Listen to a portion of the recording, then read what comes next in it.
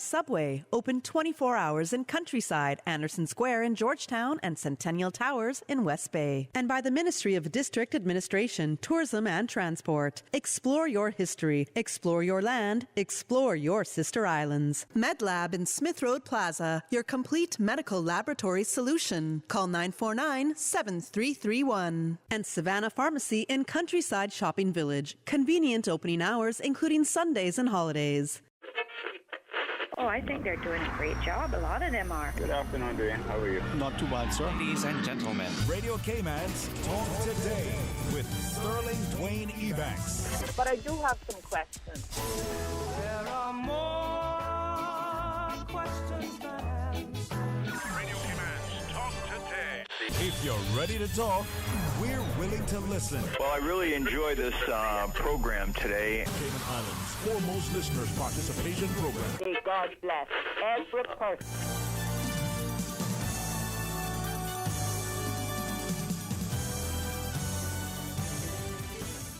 Hey, good afternoon, and it's another fantastic Friday.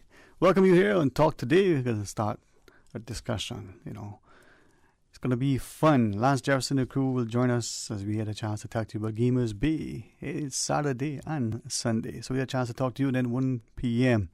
Hopefully our good friend Mario Rankin will be your guest as we talk you through the weekend. So stay tuned for Talk Today. Radio Cayman's Talk Today, the Cayman Islands' foremost listeners participation program. We ask our listeners to avoid statements or comments which are abusive, derogatory, malicious, or defamatory. Do not use any indecent language or make any statement which is false or misleading. Email talktoday@candw.ky or call 1-800-534-8255. Courtesy of Flow, Cayman's #1 network that connects you to your world like never before. Let your voice be heard. Once again, here's your host, Sterling Dwayne Ebanks.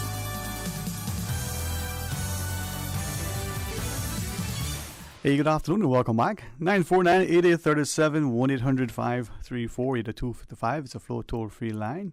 You can shout us up on a WhatsApp if you wish, 925-3261. Increasingly recognizing that we communicate in many ways. And gone are the days of the carrier pigeons, even though Mike Tyson might still get into that. Remember as a child, you would have a string and 2 aluminum cans or 2 tin cans. And you'd find that to be, the most fascinating way to communicate. Interesting, what we can do to entertain ourselves. But it shows a creative, approach to things now these days. We've got wireless technology, we've got all sorts of things. But are we missing the human touch, the human interaction? Sometimes we feel like we are. 949-8037, toll free with the compliments of Flow if you want to share a thought with us. It's 1-800-534-8255.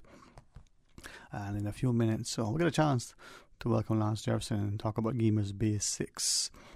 And within a good, planning, we might be able to share with you too a surprise.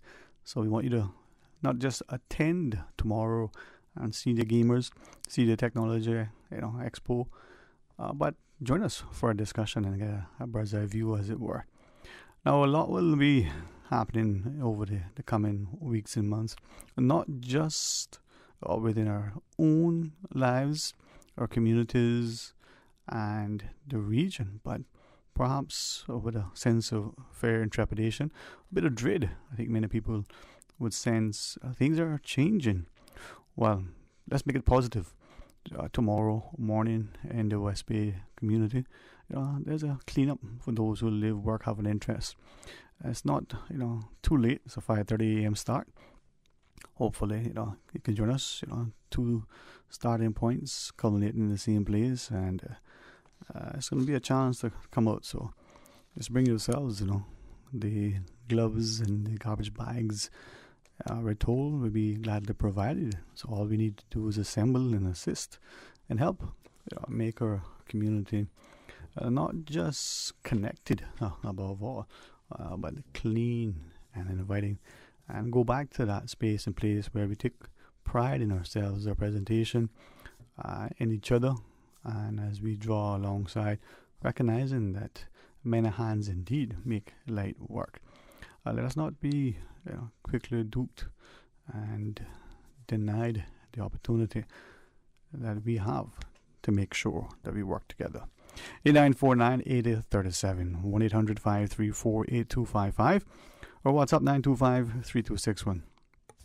If I might, and you would feel, even if it's just from me, but I think it would equally come from many of us.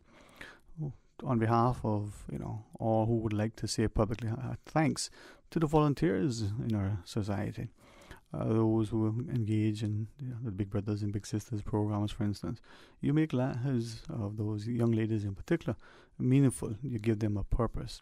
You inspire them. You nurture them. You show that indeed, despite some of the egregious behaviors that we may see amongst adults in the working world, that hard work does pay off, that honesty and integrity does matter, that things that you think or you hear as soft skills are, well, in my mind, crucial, essential, absolutely essential.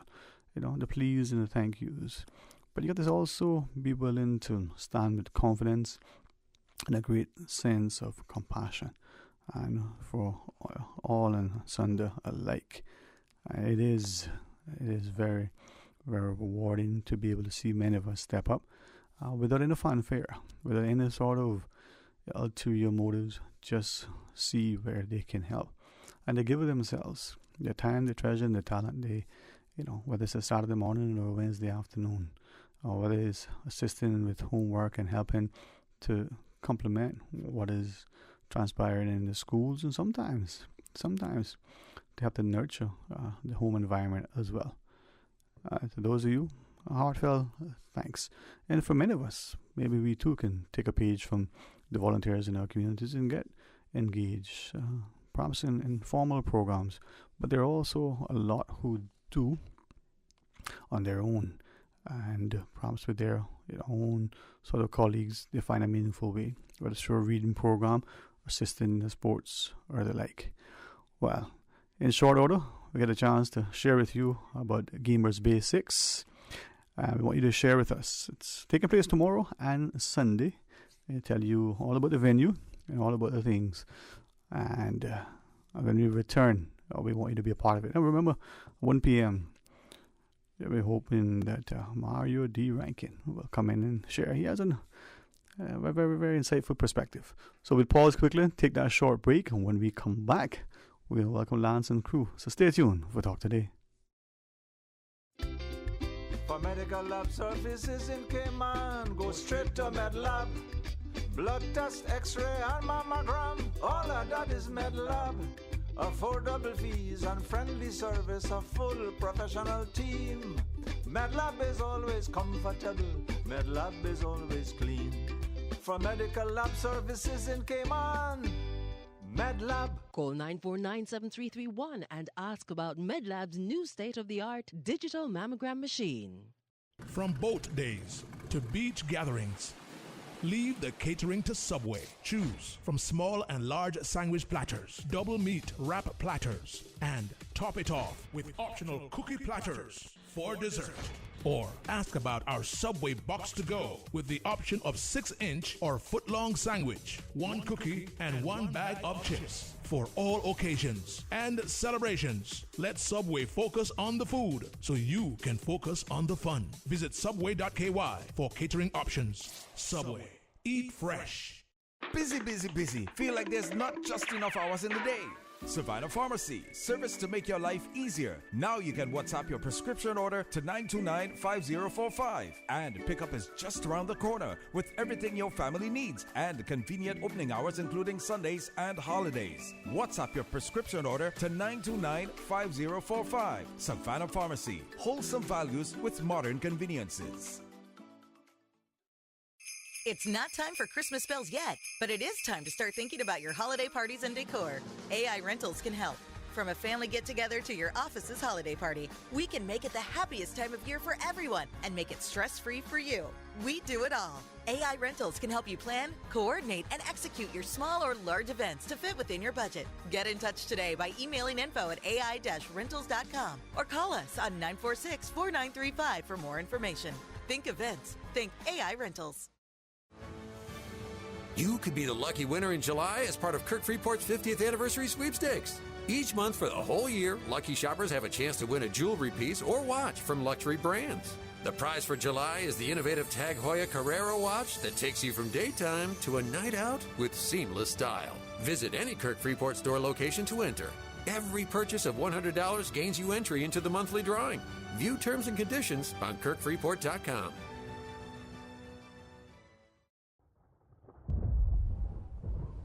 Radio Cayman, your #1 community station, would like to remind you that we are in the hurricane season, and in order to survive a hurricane, you need to be prepared. If officials' sources say a hurricane is imminent, please board up or shutter up windows in your home or place of business. Remember to use good lumber, as makeshift boarding may actually cause more damage. Also put strong bracing on outside doors so that they are not blown off or blown in. This hurricane advice was brought to you by Radio Cayman, your caring community radio station.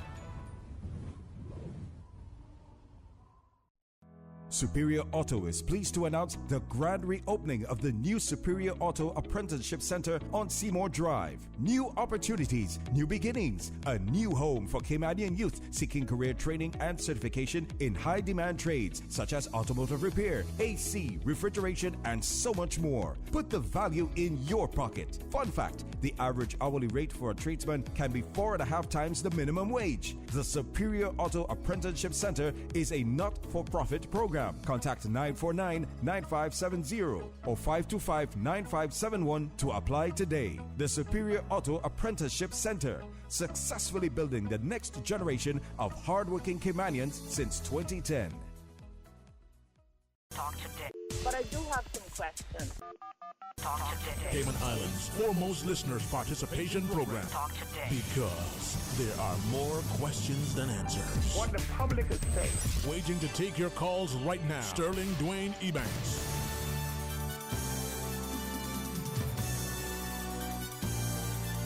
Hey, good afternoon. Welcome back, and thanks for joining us. And in the studio, the man himself, who once used to be a Shamari on the basketball court, Mr. Lance Jefferson. Hey, good afternoon, man. How are you? Hey, good afternoon, Dwayne. Good afternoon, Cayman.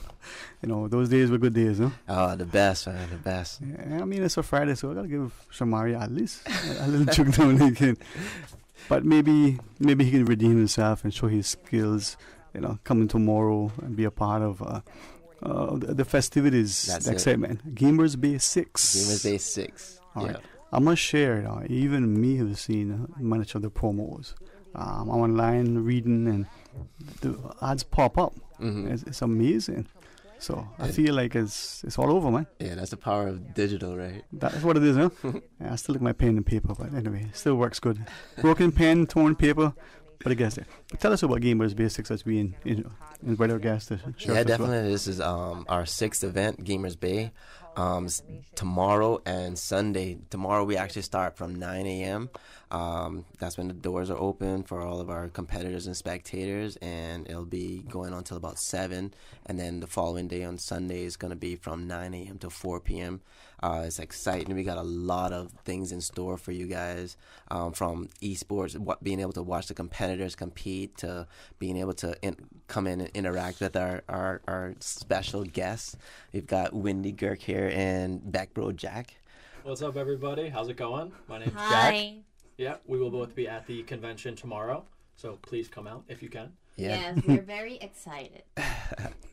So in addition to the celebrities that'll be out there, we also have a lot of free gameplay areas. We've got some amazing vendors with some special gadgets, anything electrical and technology driven. You want to be here.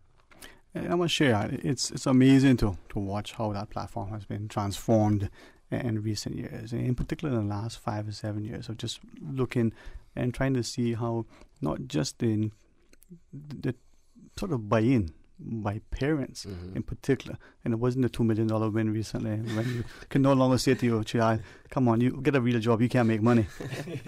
That hasn't helped in a sense. But before we ask Wendy, back from your perspective, gaming, I mean, for many of us it was just a hobby, but no longer. No, at this point it's become a full-time career for myself, Wendy, and thousands of other people across the entire nation and just the world in general. Yeah, especially with the rise of gaming, esports, and also YouTube, TikTok, Instagram, all of these other social media platforms, Twitch even too. There are so many different places where people are able to make a full-time living just from gaming.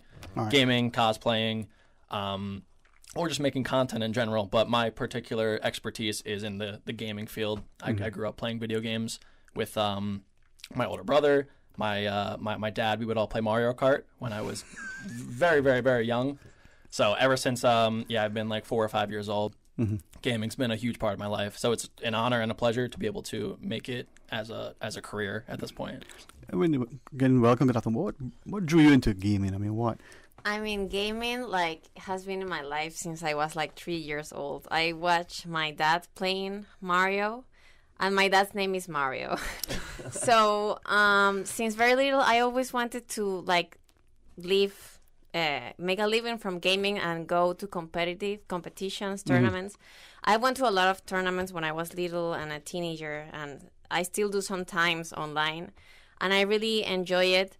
It was also school for me because I'm from Panama and we natively speak Spanish, but I made myself good in English playing The Legend of Zelda. So I think it's very good for the parents. Children are not just wasting time. They are actually learning mythology, history, language. They are also making themselves sharper. So there are a lot of benefits that can come from gaming. And that's the interesting part, because sometimes many of us, as older, more mature parents, would see the gaming as just that, or you're wasting time. But then you start to appreciate that there's a level of camaraderie. There's interaction, you're learning, but then you have to negotiate. And there are a lot of skill sets. Okay, you're seated, hopefully, in a comfortable chair, on the concerns aside. Lance, before I go back to Wendy, from your perspective, right? They say Mario Kart, us would probably defend Atari, but we won't go back that far. Does it matter sometimes the introduction to the game that you have? I mean, Susan was telling me she was playing the one, the little table and the little ball. Was that ping pong? Shh, don't say that. But we've come a long way. Gaming. I think that's just the beauty of it. It's just gaming in general. And then being able to come to this convention and go from the retro gaming all the way up to the newest and latest games that are out there, including virtual reality. Again, that's just another avenue in regards to the evolving of this industry. Yeah. But back, both you, when you talked about your parents, your father's been involved.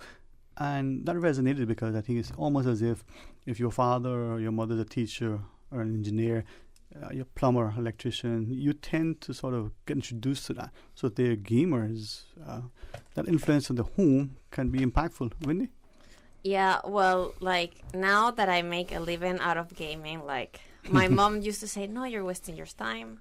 You should marry a rich guy. You have the looks. Look for the money. He says, no, I want gaming and passion and, culture, and I love that.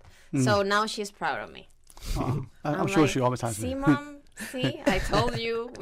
But I got inspired on, PewDiePie and these YouTubers that made the first time with gaming. They were an inspiration to me. And I said, no, if someone around the world can make a living out of this, I can do it too. I don't care if my country is in the third world. They say that. No. But, anyone, if it's your passion, you should follow it. And this is the same thing that we wanted to feed off of. We have a lot of kids down here that are passionate about this industry, and they're good. And we just wanted to make sure they also have the opportunity to, if they can make a living and a profession out of it, we want to be able to help create those gateways and help provide those opportunities. So with that, and this is where I think we're seeing, if you go from the academic perspective, and in the U.S., the Bureau of Labor Statistics talk about jobs that don't exist now, will in 5 or 10 years, or jobs that existed for long will tomorrow be gone. So there's that change in paradigm constantly. Back from that perspective, to be a gamer and to be successful at it, how do you do that? I'm still asking myself every single day. I don't know if there is one formula. to be successful in the gaming field. And I think that's the unique thing about it, is that there are so many different ways to do it. I know Wendy was saying that there was the first generation of, you know, these content creators that specifically made content gaming wise. PewDiePie, Jacksepticeye, Markiplier are a few that I personally watched growing up. And just seeing them go and just kind of have fun with it and be able to not necessarily care about income when they first started, but eventually cultivate that ecosystem and start to actually see a return on their time investment was really interesting to see. I would say Wendy and I are more like second generation, where we saw other people do it successfully, and we were able to sort of look at that as like a format, and also just like a proof of concept of being like, okay, if somebody else can do it, why can't I do it? And I originally started making content when I was 13, and in my first video, I made it with my older cousin, Christopher. And at the time, we watched a bunch of other creators. And in the first video that I've ever made, which is still up on my YouTube channel, we were joking around about how we could become successful YouTubers. Not necessarily thinking much of it at the time, but we just thought it's not that difficult. We can easily do this. But then once you get into it and you learn everything about what goes into being, you know, quote unquote successful in the video game creator space, you learn that it is a lot of work. Most people don't necessarily realize that there are so much different things happening behind the scenes, whether that be editing, production, being good at Photoshop, you know, learning how to create a good thumbnail that people want to click on, and also just how to be entertaining, since the majority of people think they're entertaining, but at the same time, maybe aren't. So it does take a lot of time and effort, and a lot of things that I'll tell people, especially younger kids, because a lot of them want to do this as a full-time career, is to try to do it as much as possible. Your first video might not be the best, and if you go back and watch any creator ever, their first video is not normally great. So the more that you do it, just like anything in life, the more that you work at it and try to focus on getting better at it, each and every day you'll see improvement. But it could take, 50, 100, 200 videos before you start to actually see any sort of success in this space. No, Wendy, with that in mind, it's you said, being from the third world, and I share with you. It's sad how we malign countries and people by assigning labels, right? But also, like, that makes people stronger. Yeah. Adversity builds character. I have, like, my formula that I can share with people will be to believe. Like, if you believe you can do it, you're already half the way. And if you believe, like, whatever obstacle comes your way, you can go through it. So, like, just believe, commitment, and if you're following what you really love, like, it's not just about, like, we can use the format that you mentioned, like, to do, like, a success and to follow it, but you have to put also your passion on what you really, really love, because as long as you're showing your true self, I think you will be able to be successful. And then with you, someone who may come from, Europe or North America. Panama. But they call it Little Miami. Yeah. No, I'm saying those who would come from other countries, like, I didn't want to use first world because I wonder if they are not really behind the scenes, but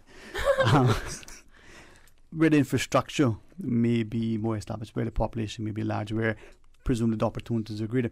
Small countries, relatively speaking, Panama, Cayman, and other places, for those who come from those spaces, they may feel, well, we're at a disadvantage. Are they at a disadvantage from coming from the Cayman Islands, Panama, or is that maybe easy? It depends on how you look at. Like, if you look at the glass like half empty, you could see the disadvantages. But if you look at half full, you say, hey, I don't have much competition. I can be the number one gamer in my country. Let's do this. And then you can go to events and make friends with people that are successful in other countries and then grow even bigger. So it depends.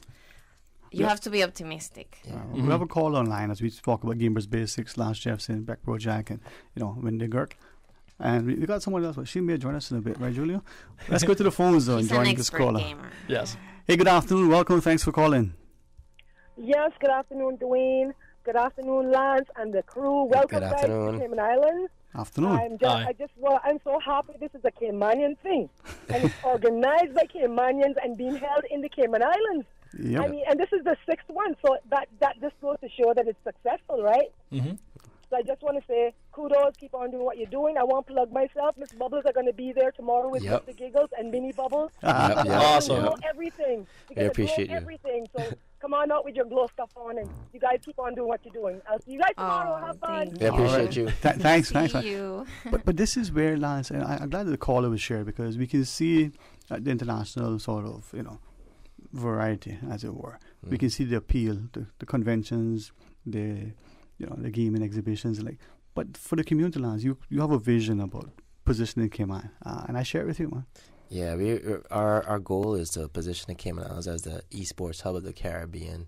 We have a lot to offer, and like I said, when we first started the event, when Daniel and I were doing our research, we saw that none of the other Caribbean countries was really focused on esports. And so back in 2016, we saw the opportunity to take that step forward, not in just for putting together a video game event, but we also seen the bigger picture where it's a tourism attraction product, it's an educational tool, it's an area for professions. There's so many different areas and disciplines that come under the gaming industry, and we wanted to capitalize and again try to give our kids an advantage, just because a lot of times we see all these kids out there making money and they're doing things that they love to do, but a lot of times we are held back because it doesn't look good to society, not necessarily knowing the fact that as a gamer I have so many different areas that I can become a professional and make a good living, and the gaming industry is very lucrative. From being a competitor, from being a developer, you could be a videographer, you could be a content creator. There's so many different areas, and that's why we want to capitalize on the fact that the gaming industry is crucial and is a part of our day-to-day life now. Right. So after the break, let's talk more. We'll talk about the event tomorrow and Sunday. Maybe I can ask you guys about some of the other things to be successful, but also to enjoy. All right. We're going to pause, take a break, but join us right after. Subway makes it easy for you to stay on top of your health and wellness goals with our Fresh Fit menu options. Choose from 5 Fresh Fit Subway sandwiches with only 450 calories or less per 6-inch sub. Turkey breast, veggie, oven roasted chicken, Black Forest ham, sweet onion chicken teriyaki, or make your 6-inch Fresh Fit sub into a salad or wrap prepared with fresh vegetables. For a full menu and nutritional information, visit subway.ky. Subway, eat fresh. A caring and community spirit, cherished family and cultural values. These are some of the things that still embodies the Caymanian way of life in the Eastern Districts today. Savannah Pharmacy, your neighborhood pharmacy, located in Countryside Shopping Village, is delighted to offer products and services of real value. Whether it's catering to your family's medical needs or carrying apparel, gifts, and beauty products, Savannah Pharmacy provides you with more than just prescriptions. Remember, they're always just around the corner with everything your family needs and convenient opening hours, including Sundays and holidays. Savannah Pharmacy. For more information, call 946-3336.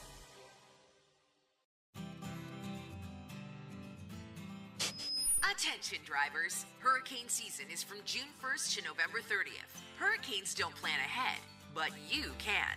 Get prepared at Ace with batteries, flashlights, and generators. Power a small electric stove. Charge your phones or turn on some lights. Be prepared for hurricane season.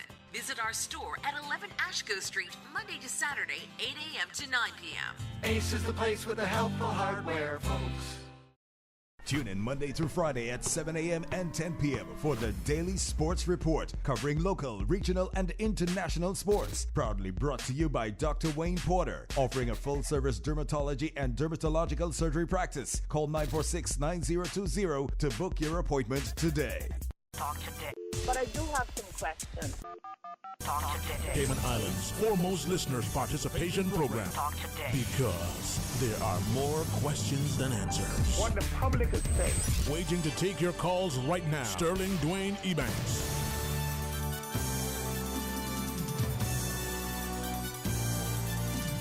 Good afternoon, welcome back, and thanks very much for joining us, and thanks to our good colleague Miss Anita Fawcett Khan for helping us to facilitate this discussion, and our sponsorship already came on for Gamers Basics. Lance Jefferson, Beck, Wendy, thanks for coming on board. And I'm hoping that as parents and as educators specifically, like tomorrow and Sunday, we come out with our students, with our children, and one, as adults, understand that, as Lance was saying, there's a lot to this industry. Not just a lot of money, but the same skill sets and talents that you could apply in other places you can use here. But to maybe use it as a time to draw closer. Before we take the call, Lance, from your perspective, tomorrow, this is number 6, and in one shortfall, we'll probably be celebrating 100 years. If we do it right, as the caller prior shared, there's a buy-in. What are you saying to us as people?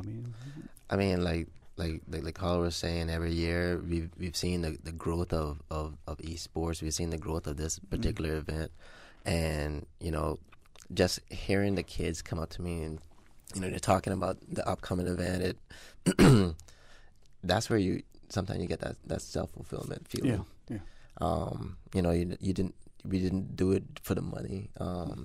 We had a bigger goal in mind, and we're still pushing and chipping away at where we're trying to reach. But collectively, it's about the people. And what is so unique about this particular event is being able to have like 4 generations in one area, and everybody's relating to each other. Yeah. Very, very much a community event. For sure. We do have another call online, I believe, as we go to the phones, right, Ms. Susan? Hey, good afternoon. Welcome. Thanks for calling. Good afternoon. Afternoon, sir. How are you? Afternoon. Well, yeah. Good afternoon. It's a interesting discussion, and I ponder though. Are there any Caymanian games involved in any of these, whatever there is on the tables? The competition, as far as a local game, as electronic game, video game, we don't have anything that is specifically for Caymanian. But again, this is where the opportunities are. We would love for at least if we could have one Caymanian to be a developer. That would put Cayman on the map for sure. In addition to that, there's so many different areas in regards to the content creation that we have, the content that is available locally. Again, this is where the younger generation and the older can kind of come together in regards to collaborating with the history and I guess like the nuances in regards to the gameplay and the strategies behind it. There's so many different areas and opportunities, and I think we're not there yet, but I think there is that gateway and opportunity to become and have that game that's specifically for Cayman. Well, I know, and I've heard the adjective or verb, whatever it is, opportunity, and also I think what you could say monetary advancements in it, how much is involved in this game. Then I would think that someone should be led, and Lance, since you have been the kind of champion here, I believe, that maybe you should lead a trust as to developing some Caymanian-oriented game. I'm not the one to call them names, but let's say recreation. Let's say recreation around this great opportunity of gaming. Of course. And I can think of, you get some of the folks that used to lay up on the backside of Henning Beach, Lauren Reef, waiting for whales 6, 10, 12 feet to come in. Still not satisfied, singing the chant, "Roll him big belly Lambert, roll him high." Yes, sir. Something around that. And the spinning of gigs, which was very, very competitive and very skilled. You had to have good coordination, so forth and so on. Yeah, I'll just throw this in. You know, there was a Caymanian back in 1940. Let's see if this goes back to, I think he left here about 48 or 1947. Went to Tampa, and in 2 years, he was competing in the what is the big organization that we got an arm of it here. Anyway, they had a competition, marble playing. Oh, okay. And he went up to the state championship in marble playing. And he learned that right in that spot, you know, where Alfresco's restaurant is at, on what would be the west or sort of northwest side of that, or southwest side, however you want to look at it. Yes, right sir. in that spot there. Yes, so sir. I think with the gaming opportunities that seem to be available within the scope of the skill or whatever you call it, maybe there should be a trust to develop some of these Caymanian. Yeah. Definitely, I think you're definitely onto something for sure. Yes, sir. In regards to the trust, we actually, my business partner Daniel and we actually started a non-for-profit called the Cayman Islands Esports Association, and there we focus on the educational aspects. We also focus on being able to help with like job placements. There's a number of different avenues and that go and that fall underneath the Cayman Islands Esports Association. Social development is another one. You know, like, but again, you know, hitting back on our history, you know, there's definitely an opportunity to create a game around catboat racing and that kind of stuff. So, but again, we can't do it, and we want to make sure that if there's any kids that are out there and they want to continue in this industry, we want to make sure that we're there behind them and helping them wherever we can. And I actually know that there's a couple of students that are actually going away in the fall to study gaming development. So, thanks very much, sir, for that. And I think, as the caller said, you know, not only you want a foundation, but you want a trust as well to you know, propel it, provide that momentum, and the entrepreneurial spirit is in many of us. Tomorrow, Sunday, maybe that impetus, and maybe that excitement. Like from that perspective, playing games for some, it's just a hobby. It's just you know, a way to unwind. Did you always know that, as Wendy said, you know, this is what she wants to do? I wasn't sure, honestly. When I first started making content at age 13, I just treated it as a hobby. Since nobody from my area, which is the greater Philadelphia area, really... Small place. Yeah, it's like... I don't know. Cayman might be a little bit bigger. I don't know. But yeah, from that area, there was nobody that really I knew about that had made it in the gaming space. It was more so union workers or people that necessarily weren't in the gaming space or even the technology fields. So for me, my parents kept me very grounded. My mother runs her own business, and my dad was a union electrician for 30 years. So for me, my outlook was always to do something within like a normal trade. So when I told them when I was 18, getting ready to go to a university, that I wanted to not do that and go to just pursue my own venture, making YouTube videos, making gaming videos, they were like, no, no shot, no way. So there was definitely back and forth there. And I think for a lot of kids now, they do have that opportunity, and that's where Gamers Bay comes into play. I've been to multiple conventions very similar to Gamers Bay, and it's really cool to see the camaraderie of the community, especially everybody that's in that area, come together and just celebrate gaming as a whole. And there are multiple opportunities, like Lance was saying, where you can really make it into something that's a career, whether it be as an actual content creator, a professional video game player, or more in the back end, like a game developer, video editor, videographer. It's a really cool place where people can get together and sort of learn about what they like within the gaming field. So that's what I really love about conventions. You know, when from that perspective, we see young people, we see in many areas males, but as you speak to the young ladies out there, what's your advice to them?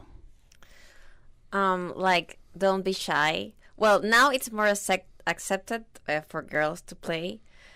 Before, when my first tournaments, like, people used to look at me like, what is she doing here?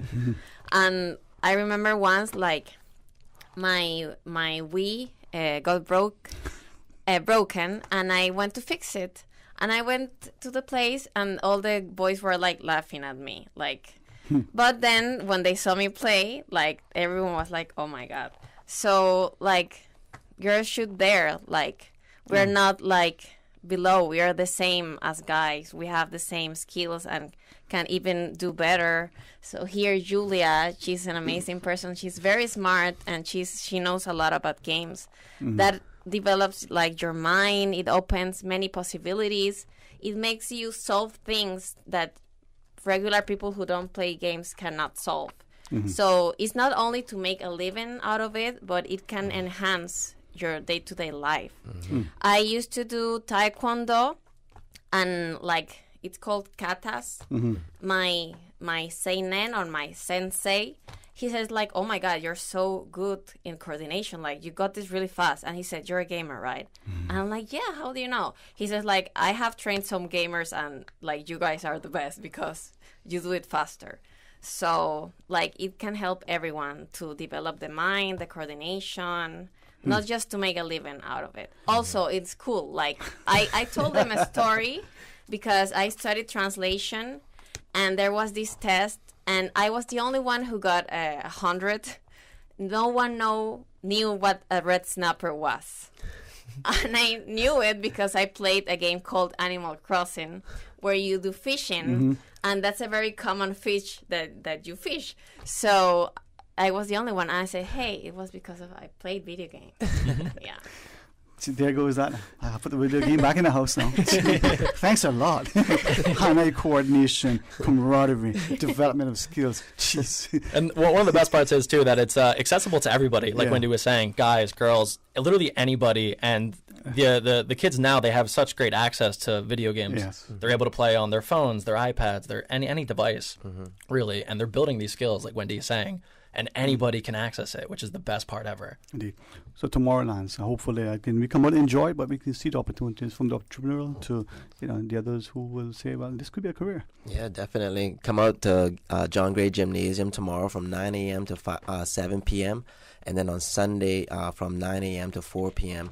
If you haven't gotten your spectator tickets or competitor tickets, you can go on to gamersbaykman.com. Also, we've got a team of guys at the venue right now.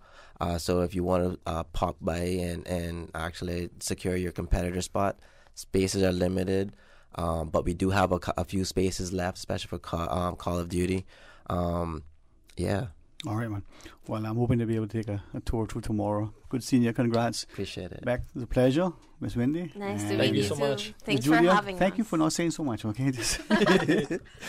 Listen, welcome to Cayman. Enjoy yourselves, and hopefully to come back more and more. And as we promote this space, people will understand that there are incredible opportunities. So have a great time tomorrow. Seriously, thank you so much. Cayman is amazing. Seriously, you guys are all fantastic here. Right. You're coming to the event, right? Yeah. Okay, great. I'll be there. I'll even got my barber ready to do my hair. So okay. I'll be there, man. I just definitely want to say a big shout out to our sponsors. We definitely can't do it without them. Yeah, they are a strong arm of this event, being able to happen. And, come on out tomorrow and you'll be able to see a number of our vendors, and you'll see our sponsors with their branding out there. It's just going to be a great time. All right. Well, looking forward to seeing you guys tomorrow. Enjoy yourselves, and thanks, for what you do, but for reminding us that there's access, there's opportunity, hard work, and perseverance pays off. All right. Let's pause and take that break, and when we come back, more talk today. Today's biggest news. Radio Cayman. Your voice, your choice. Local, regional, international. This is Headlines from Radio Cayman's newsroom. Today's biggest news. With your latest headlines, I'm Felicia Rankin-Solins. As part of the Central Business District Enhancement Project Phase 1 upgrades, Cardinal Avenue between Albert Panton Street and Edward Street will temporarily close to vehicular traffic on Friday, July 29th at 7 p.m. as work to transform the avenue into a pedestrian-friendly street continues. These changes are part of the Ministry of Infrastructure's Georgetown Revitalization Initiative.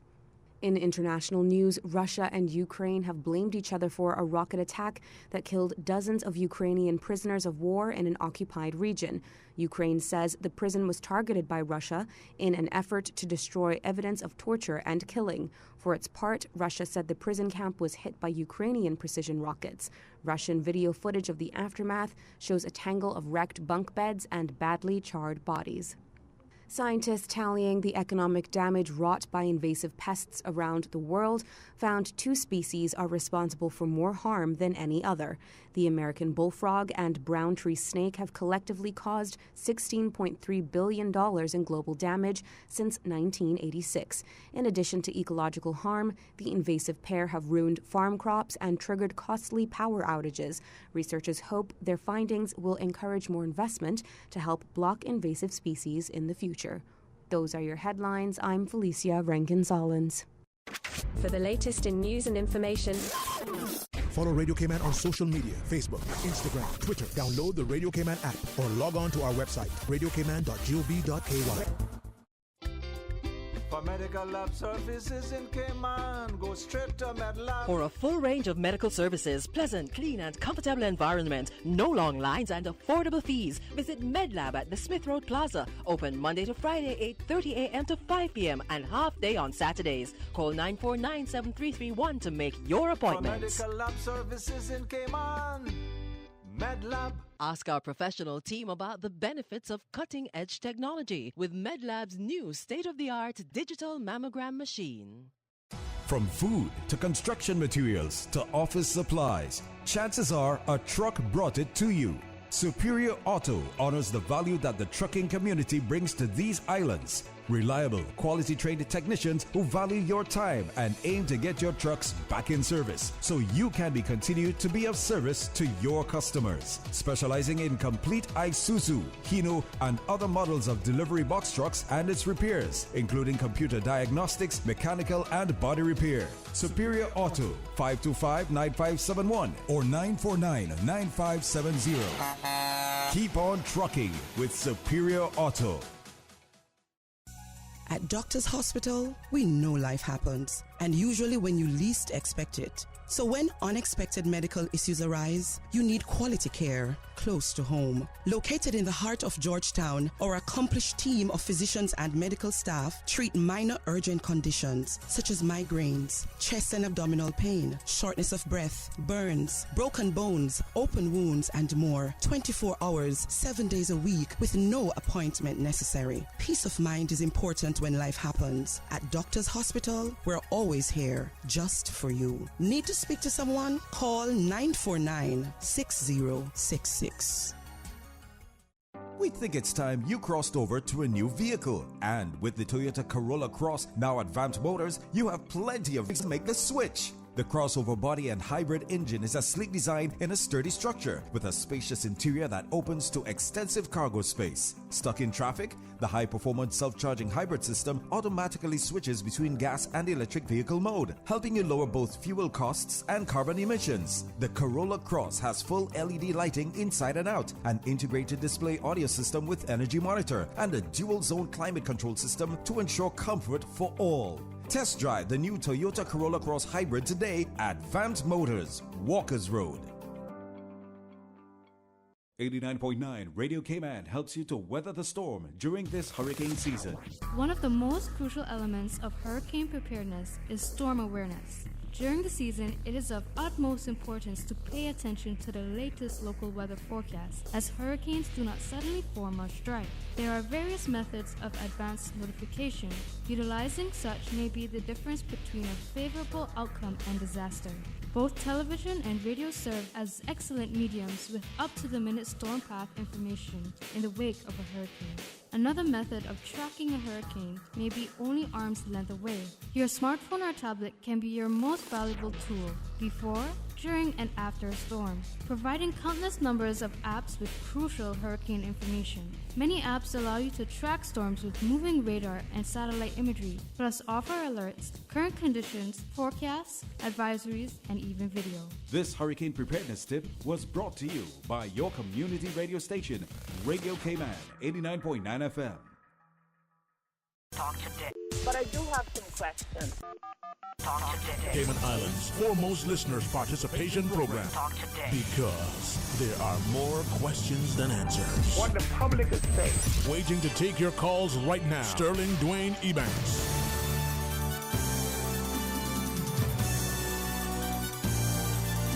Hey, good afternoon and welcome back, and thanks for joining us as we invite you to be a part of a discussion here. 949-8037, 1-800-534-8255, or you can WhatsApp 925-3261.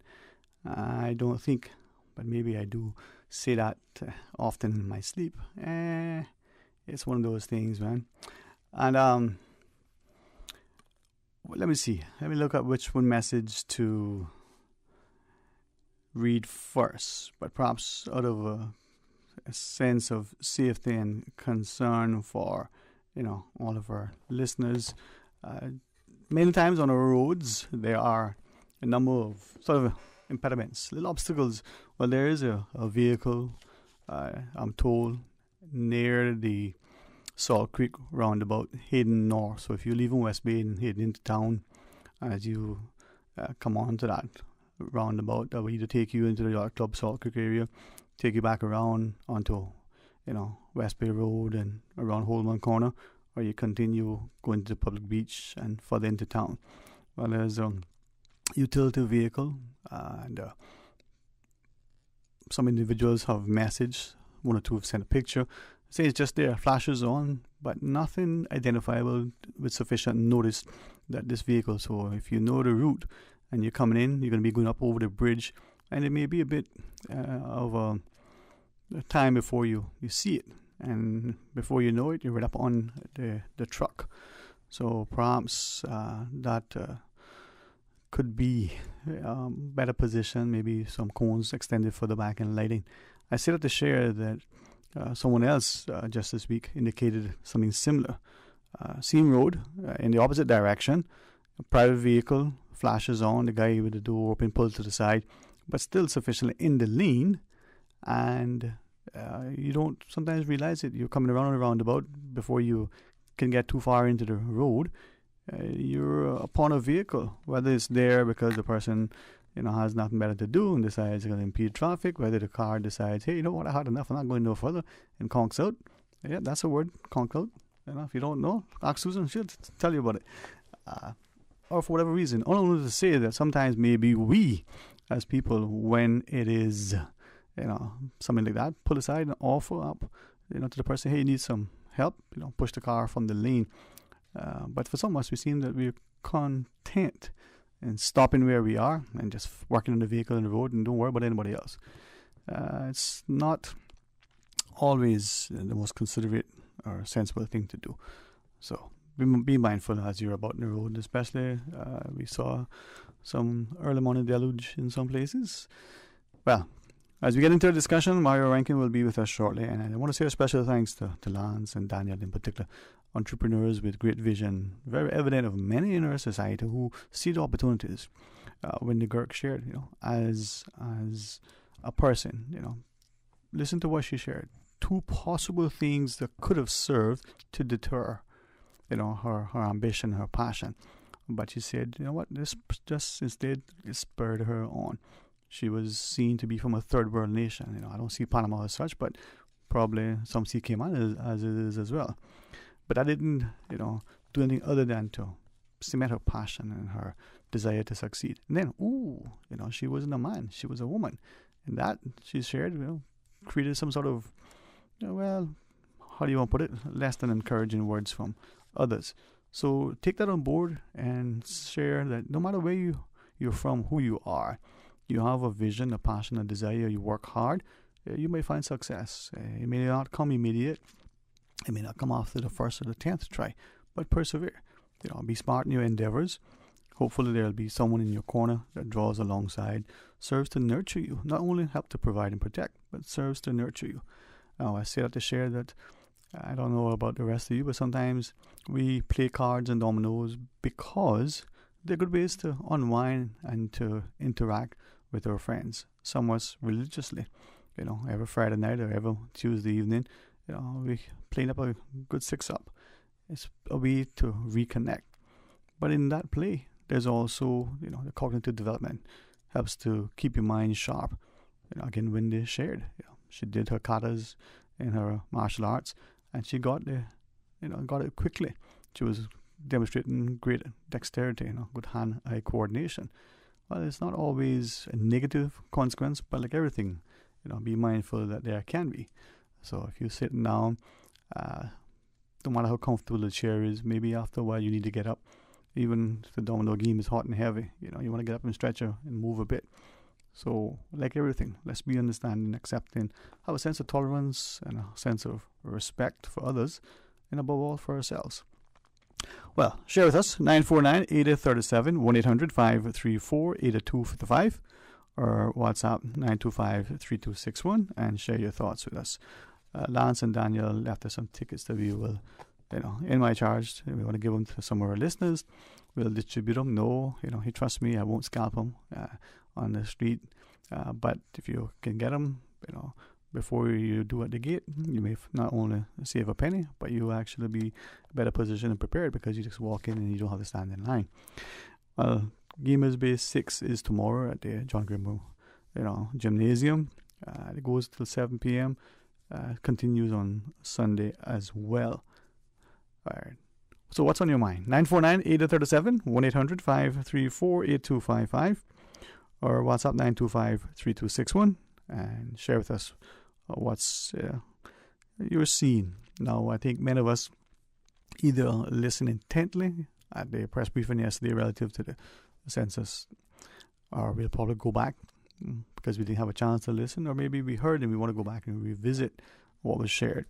I'm grateful that Cletus for the 2 successive Thursdays, yesterday and the week before, coming in and share with us perspective, just providing an insight into the numbers. You heard the Minister for Finance talk about the dependency ratio, and we too have spoken about that. And if it's a low number, that in and of itself sounds like a good thing. Now, when like anything, we need to look at numbers and take a closer look, make sure.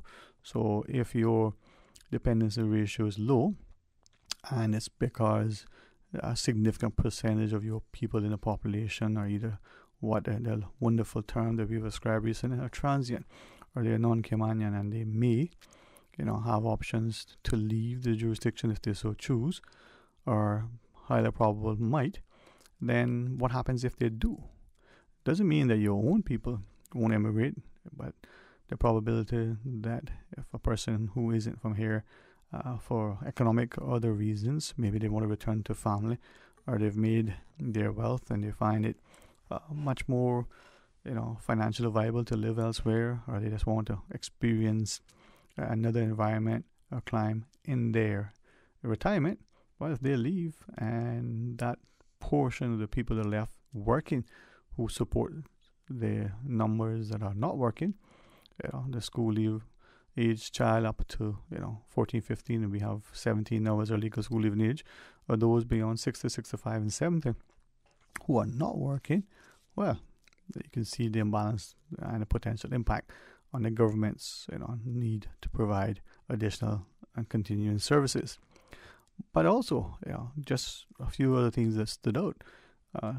We know that many in our population are working beyond 60, 65, 70 and beyond. Some because they have to. They don't have the resources. Not that they didn't start a pension, when the pension was started, but it was just not enough. It took a hit many times and they need to recover. They just don't have the time. But also, as some have shared, the little pittance that they get from it isn't enough to even buy candy. Not just because it costs a living, but the way it's doled out. But beyond that, they work because, one, there is an ambition. Now, I said to ask, some have questioned, well, if the person wants to work, should they not continue? If they're able, they're willing, an opportunity, why should they be forced to, quote-unquote, retire? A few people have shared, well, it would seem that, we are willing to hire people in a certain age group on a work permit than we are to hire our own who are not subjected to immigration control and require a work permit or the like. Why is that? If both individuals have similar skill sets and experience and expertise. The other question that we probably would want to look at, very, very clearly is to what extent, any potential semblance of discrimination relative to pay, the Honorable Deputy Premier alluded to that may occur within the workplace, is simply because, this person is being paid more because this person contributes more, has more experience and expertise, has nothing to do with nationality or color. He did, allude to the need to ensure that it's a sense of fairness and opportunity. Now, many of us appreciate that the world, sadly, despite what we tell our children, it isn't a nice place. It isn't fair. Simply because, we as the adults don't make it that way. Those that try sometimes get laughed at. Let that not discourage us. 949-8037, 1-800-534-8255, or WhatsApp 925-3261, and share your thoughts with us. And hopefully, as we look at where we are in the summer and some of the opportunities that our children, not just for employment, but for to sit back, relax, and enjoy themselves. They've had a very difficult time, I think. Probably so much so that we don't even appreciate what the negative impact might be. Prayerfully, it won't be, but from early indications and concerns expressed by a psychologist, it just might be. Their inabilities to socialize, the way they've been socialized, they're missing out on the normal facial expression and cues that come with communication and the like. What consequence may that have? The concerns that we had way back when, where our children were exposed to too much media, and they were inside too much. They weren't getting physical activity. They weren't socializing. And now we seem to want to make that a norm, that we keep people away magically. 6 feet seem to be saved lives. There was a time when 6 feet under was because you're dead. Seems to be what some were content on trying to do, not just the people, but the economies and businesses as well. And anyone says otherwise, then they get maligned and castigated and treated as if they are pariah. Courage to say is something that is woefully lacking, but maybe it'll be once again rekindled. 8949-8037, 1-800-534-8255, or WhatsApp 925-3261.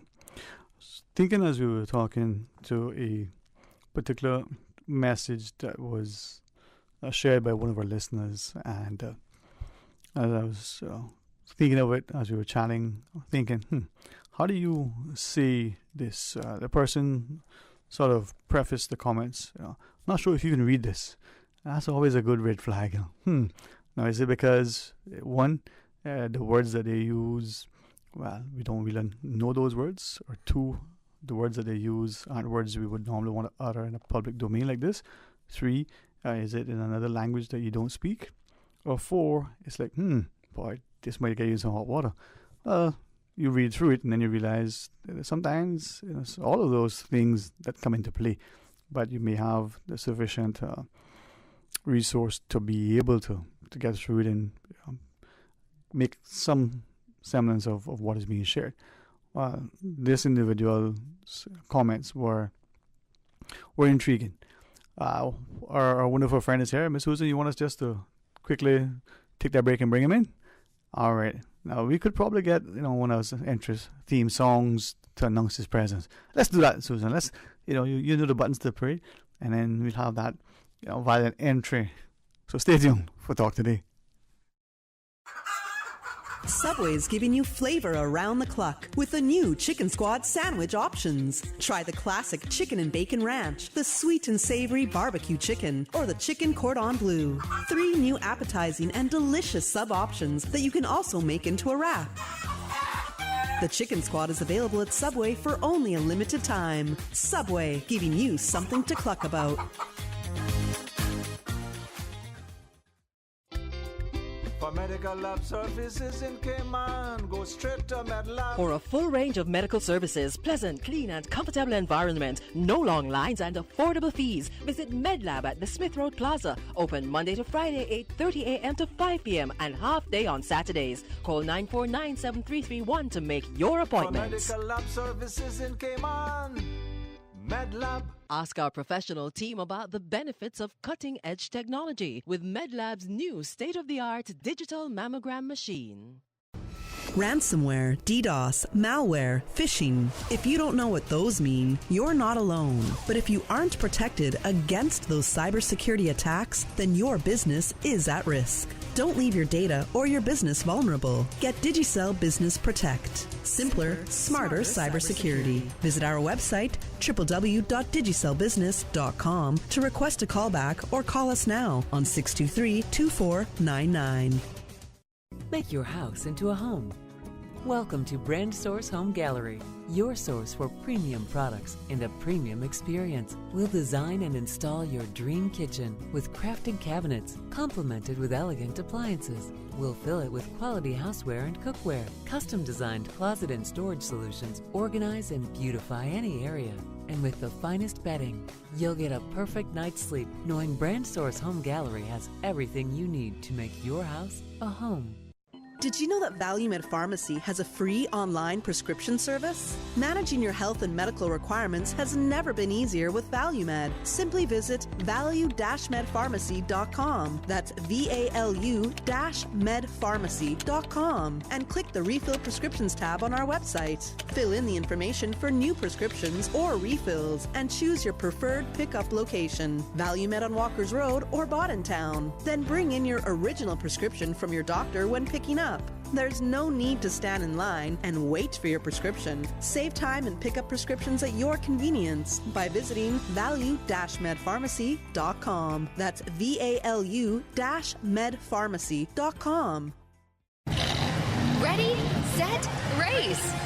Join us July 30th and 31st at Parker's Raceway to see who will be running their car better than their mouth. With tickets starting at $15, we have a family-friendly event with food, drinks, and the fastest vehicles on island.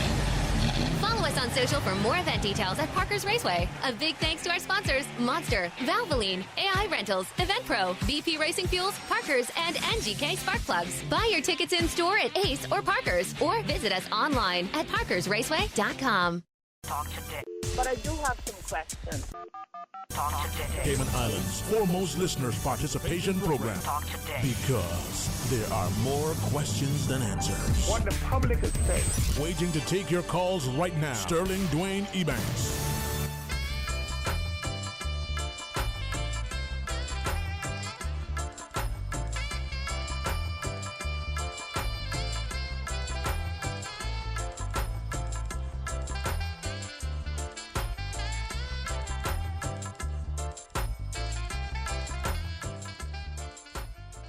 Good afternoon, and welcome back. And I think Susan, she knows her music. So that was an intro for our guest, right, Susan? I should get you to preview that song for us, right?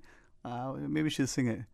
Mario D. Rankin. Thanks very much for taking some time out of your day and coming. I must say, if you're okay with it, and I'm saying this to you, and I say it publicly, with two reasons. One is generally how I feel, but two, I want more of our people to stand in the gap and do what Mr. Mickey talks about. Exhibit courage. Mm-hmm. Sometimes we get animated. Sometimes we become frustrated. Sometimes we just aggravated. But sometimes, we need to sit back and relax and realize that if we don't do something, do it now, dog eat your supper, right? So you look awesome, my friend. Prayers of continued great health and wealth to you. But you look a great man. Good afternoon. Good afternoon, and thank you for your comments, obviously. And obviously, thank you to Radio Cayman for always having an open door for me to come and share dialogue with you all. First, I want to say, big shout out to Limburn and let him know that I got him in my prayers. I know Amen. that he's still fighting with his own personal issues with cancer, and I've known Limburn for a long time, and I just want him to know that he's in my prayers 100%. So we wish you well, Lynn. Thank you for saying that, and thanks to him, because there was a time not long ago when someone had cancer. We wouldn't say it loud, you whispered it, right? He has, through his courage, has allowed many of us to, one, walk along, pray with him, pray for him, but also garner strength from his walk, you know. And he's been a true inspiration. I told him one day, I didn't realize it, I actually embarrassed him in a sense. Hopefully I didn't necessarily offend him, but I'm so proud of his persona, the way he does his stuff, and there's a smile, right? And if you don't know what he's going through, you probably won't know. And it's not easy, I think, for people, certainly not for me, and most different men, to show, I can't say the word love, towards other men, right? Because we live in such a stupid society with all the tolerance and acceptance, but yet, you know, if you say to your brother, I love you, man, and they look at you like something wrong with you, right? But two people can go frolicking and, you know, commit all kind of heinous activities and not celebrated and seem to be rewarded in some sort of book deal or some Hollywood film, right? Yeah. So he's been courageous, man. He's been inspiration, and thank you for recognizing that, man.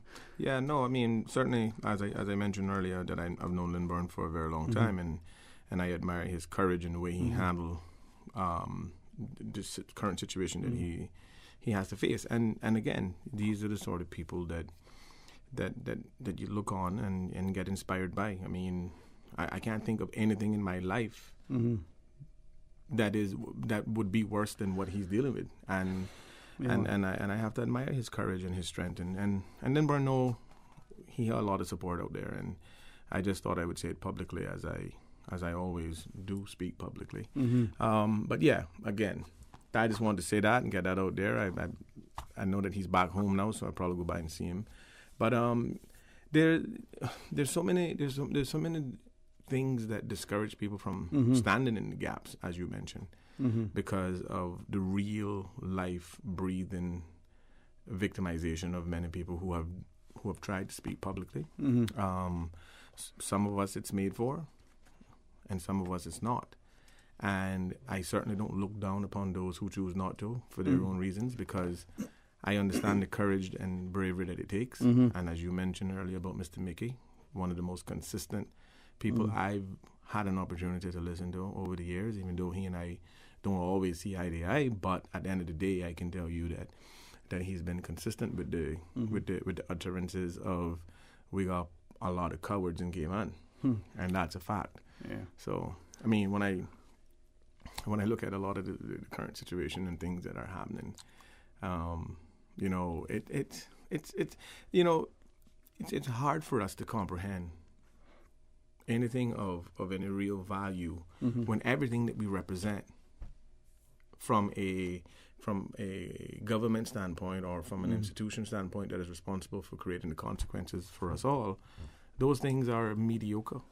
And we mentioned, and believe me, I speak super carefully when I speak about cancer, because cancer don't discriminate against anyone, okay? And we all know that. Yeah. And I don't want to draw any comparisons with that against anything else, but what I would like to say is this, is that, yes, the rest of the world moved mountains and changed policies in the way we look at things over COVID, but we haven't even put in a quarter of that emphasis into fighting cancer, right? And cancer has claimed more lives than any other disease probably in Cayman's history. But where do we prioritize our efforts? And people will always try to pass it off as, well, you got to deal with that too. Well, yeah, we do. But we have to be realistically how we deal with everything, instead of being unrealistic about how we deal with certain things that affect people. You know, COVID-19 didn't affect the wealthy, you know. It didn't affect them at all, period. Yeah, it didn't go on Sundays or after 2 a.m. either. It didn't affect them. Yeah. You know why? Because it wasn't designed to affect them. But at the end of the day, that's a whole other conversation for another, for another platform. But when we take a pause and we look at all of the fundamental issues that affect Cayman, and then we have to look at the solutions in order to fix some of these fundamental issues that are affecting Cayman. We find this very common ground of, well, if we fix this problem, it can satisfy this group of people. But the problem that we're fixing is already satisfying another group of people, right? So how do you win in that situation? And it's easy. It's where you take away your personal feelings and emotions. You remove the personal opinions of what you think that group is going to feel and that group is going to feel, and you focus on the solution and what the effects of the solutions will have, and not who it's going to affect. So, and that's why we find ourselves on this treadmill. I want to share with you, and of course the phone lines are open, right? And someone sent me this. It's a quote from Thomas Sowell. It says, "So it's usually futile to try to talk facts and analysis to people who are enjoying a sense of moral superiority in their ignorance," right? And I look at that and I'm asking myself, increasingly as you shared, we're about service. It's not to be subservient. It's not about servitude. It's about trying to get to a space where we're adding good and adding value. And to your point, we hear it often in the political trail, let's focus on the principles and the policies, not the personalities. But yeah, we focus on the personalities. As the voter, I don't like that person. It's a miscongeniality, almost sort of thing. And for the person who's making the presentation, trying to encourage a meaningful discussion on what is important. As you shared, there are a lot of things that are plaguing our society, but we're ignoring it. What are some of the, to your point, what are some of the most pressing things that came on his face? I mean, I know food security is an issue that comes up. Crime comes up, cost of living, housing, healthcare, education, the ability to access land. But to your mind, I mean, what is it?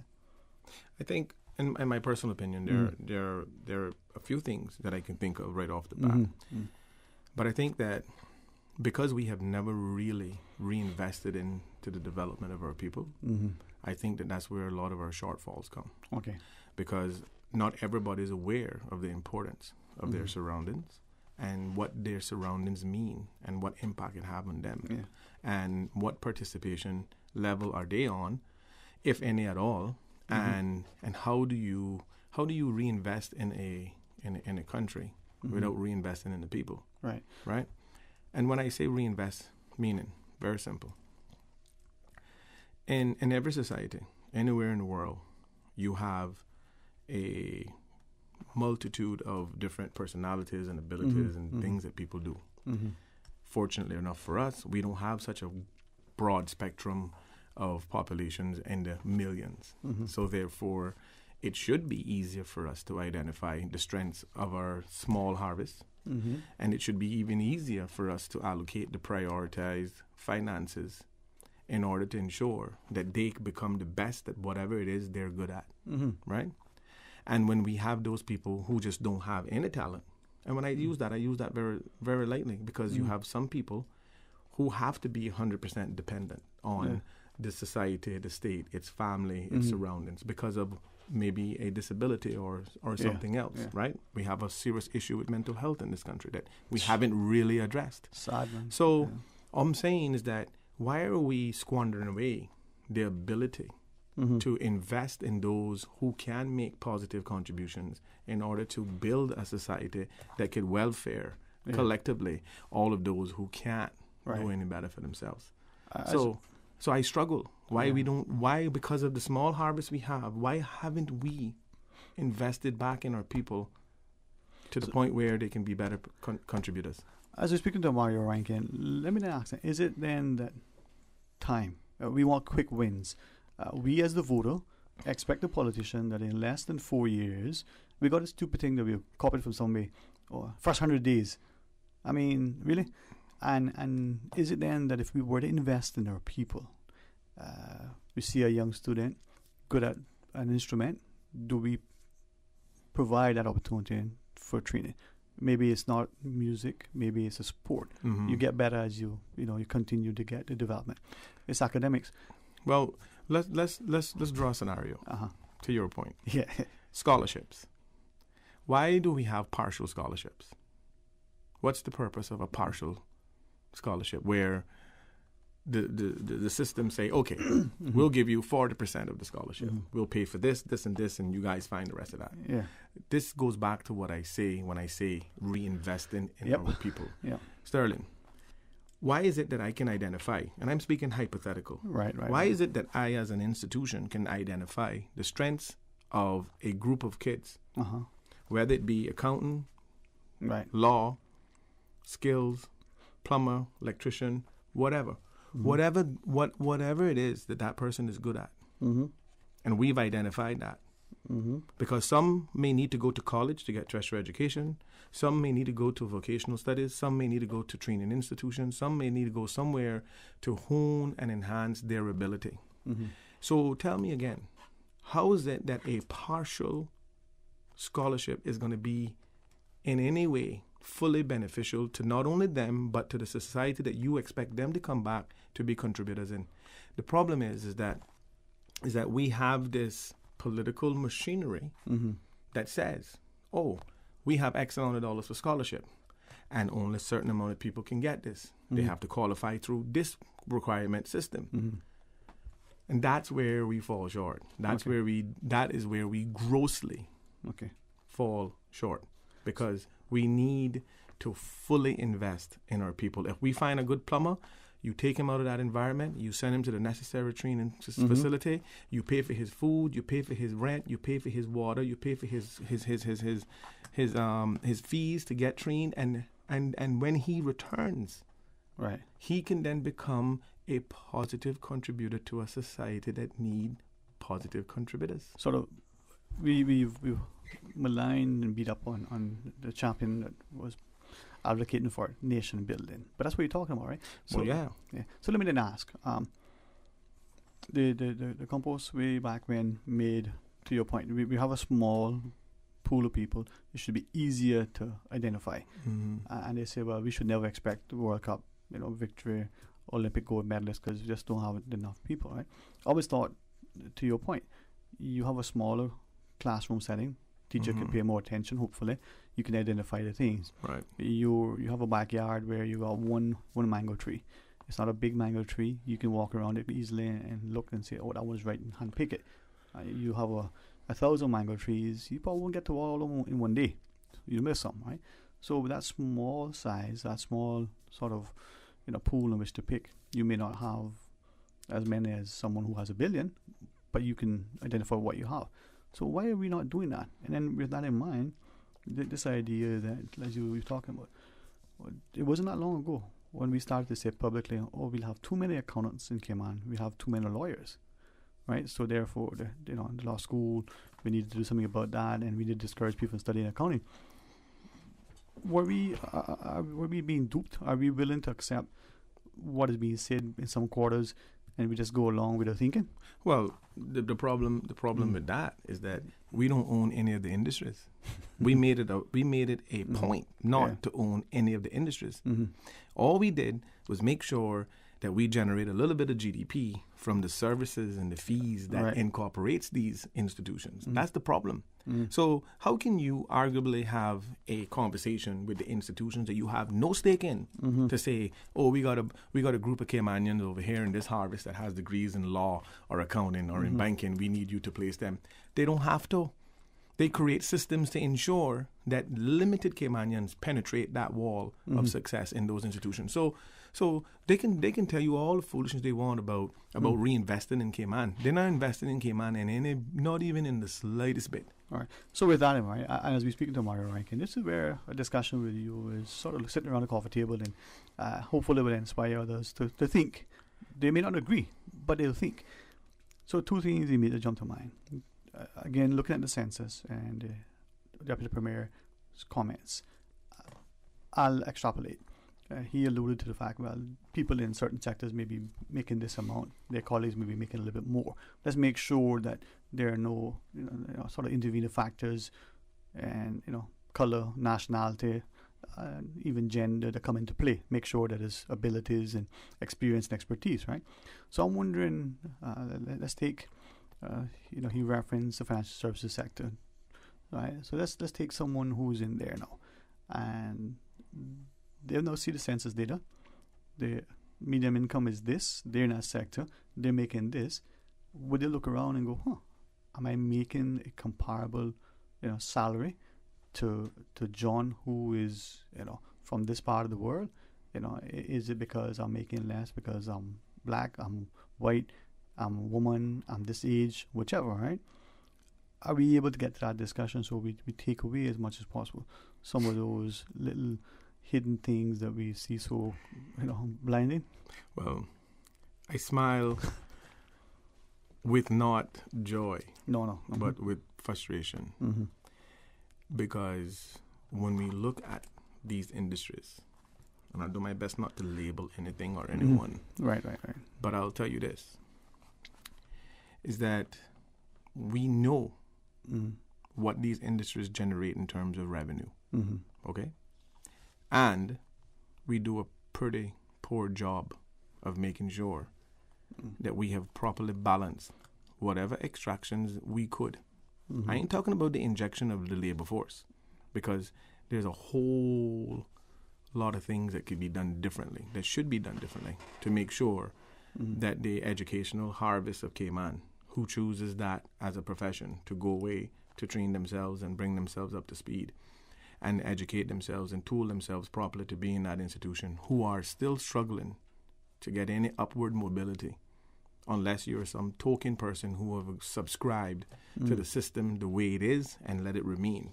Those are the only people who climb that corporate ladder, And for all those fellow Caymanians out there who I happen to know, a large majority of them, if you're offended by that, I make no apologies for it, because you're not part of a system that is actively working for the inclusiveness of other Caymanians who have that ability on its entirety. Yeah, I think what Alec Lindsay talked about one time. That's right. House Niggle. That's right. Institutionalized. Yeah.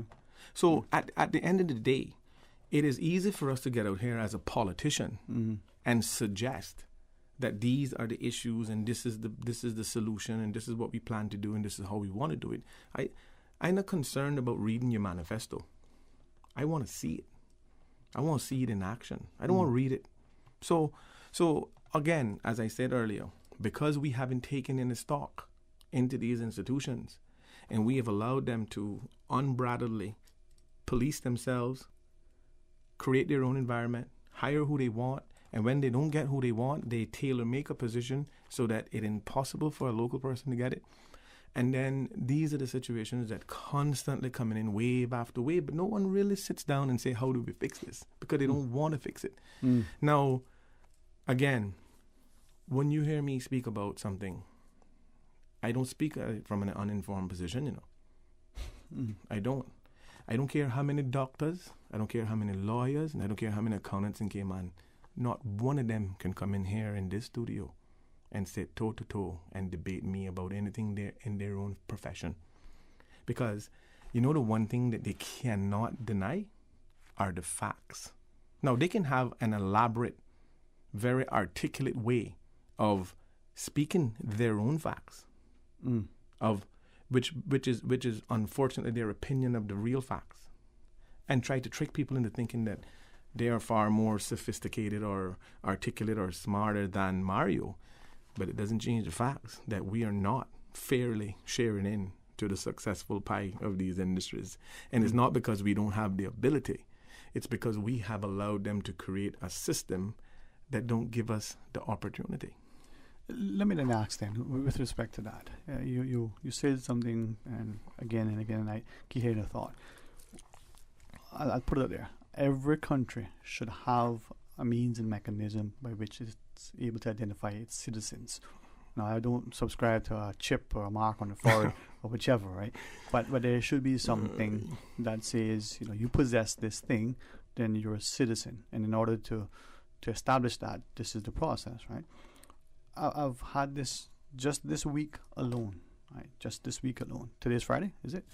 Okay. There was no holiday on Monday, so, up to and including today, and just count Monday. I'll ignore Saturday and Sunday. So these 5 working weekdays, as it were. Countless. I lost actually the count of the parents and students. And in one case, a foreign national who is an employer who was frustrated by this thing. Having to prove that you're Caymanian. You need to get something. Yeah. It was easier if you have status because you don't have in it a stamp on a piece of paper. Well, your status, you have that. You know how the right to be Caymanian, whatever it's called, right? Mm-hmm. But if you're a Caymanian and you don't have that, now, I did not mean to offend one individual, and if I did, I say I don't. But I struggle with this because I did not have an answer. So I take me, for instance, and I'm encouraged by Mr. Steve McField because he shared his own story. He's been practicing law. I'll exaggerate a bit, 1,000 years. Mm-hmm. And, 999 years, he was okay. Then one year, all of a sudden, he had to go and show he was Caymanian. You say, well, what has changed, right? So when we come back from the break, I'm going to ask, if your birth certificate, your passport, your voter's ID, if all the other things individually or collectively can demonstrate that you're a Caymanian, then are we creating deliberately or unconsciously something that is... Oh, I got one better for you before the break. Okay. Why does two Caymanian parents have to prove to the work permit board that their children are Caymanian? Can we talk about that? I mean, it's okay. And listen, this is not to offend anybody. I'm just trying to understand because I was asked a question and I don't have an answer. It's ridiculous. All right, let's pause and take a break. When we come back, more talk today. Busy, busy, busy. Feel like there's not just enough hours in the day. Savannah Pharmacy, service to make your life easier. Now you can WhatsApp your prescription order to 929-5045. And pickup is just around the corner with everything your family needs and convenient opening hours including Sundays and holidays. WhatsApp your prescription order to 929-5045. Savannah Pharmacy, wholesome values with modern conveniences. JN Money, money touchdown. Send the money now. Reach wow. You say you need some money. JN Money, I can send it in a hurry. Get through quick when you come collect your cash or use a money card and swipe it in a flash. Send funds to any bank, yeah. Pay your bills quick, yeah. Low fees, you know what it, yeah. JN Money, we are pick, yeah. Send and receive funds at any JN Money location. It's fast, affordable, and convenient. Money touchdown with JN Money. Send funds to any bank, yeah. Pay your bills quick, yeah. Low fees, you know what it, yeah. JN Money, we are pick, yeah. Call 345-945-2014 for details. Available at JN Money locations across the Cayman Islands. The best foundation you can wear is glowing, healthy skin. The offices of dermatologist Dr. Wayne Porter specialize in enhancing your skin's well-being. Whether you're seeking advanced skin care, including any skin cancers, Botox, filler, cosmetic skin enhancements, or simply looking to reduce wrinkles, Dr. Porter offers a full-service dermatology and dermatological surgery practice. For more information, email drporterkman@gmail.com or call 946-9020. That is 946-9020. Unleash the leadership potential of employees and managers through the globally acclaimed Ken Blanchard series, now offered at the Chamber of Commerce Training Center. Designed for new and experienced managers, the Ken Blanchard series will give new leaders the fundamentals of management, and experienced leaders will learn new best techniques to lead and support staff. Make the Chamber Training Center a partner in your business success. Call the Chamber today at 949-8090 or visit caymanchamber.ky for further information. Commissions for Standards in Public Life reminds all persons subject to the Standards in Public Life Act that they are required to submit their annual declarations by no later than Saturday, 30th of July, 2022. To determine if you're required under the Act to submit a declaration, visit standardsinpubliclifecommission.ky/register-of-interest. Again, the deadline for submissions of declarations of interest via the online portal in accordance with the Standards in Public Life Act is Saturday, 30th July, 2022. Talk today. But I do have some questions. Talk today. Cayman Islands' foremost listeners participation program. Talk today. Because there are more questions than answers. What the public is saying. Waiting to take your calls right now. Sterling Dwayne Ebanks.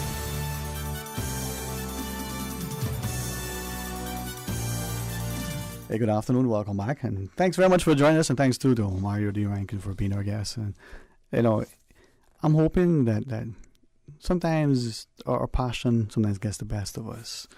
We respond many times with an emotive, tone. But I think we need to not confuse a person's courage and desire to do good.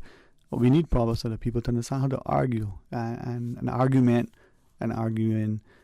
doesn't have to, what they say, devolve into cussing, fighting, and fussing.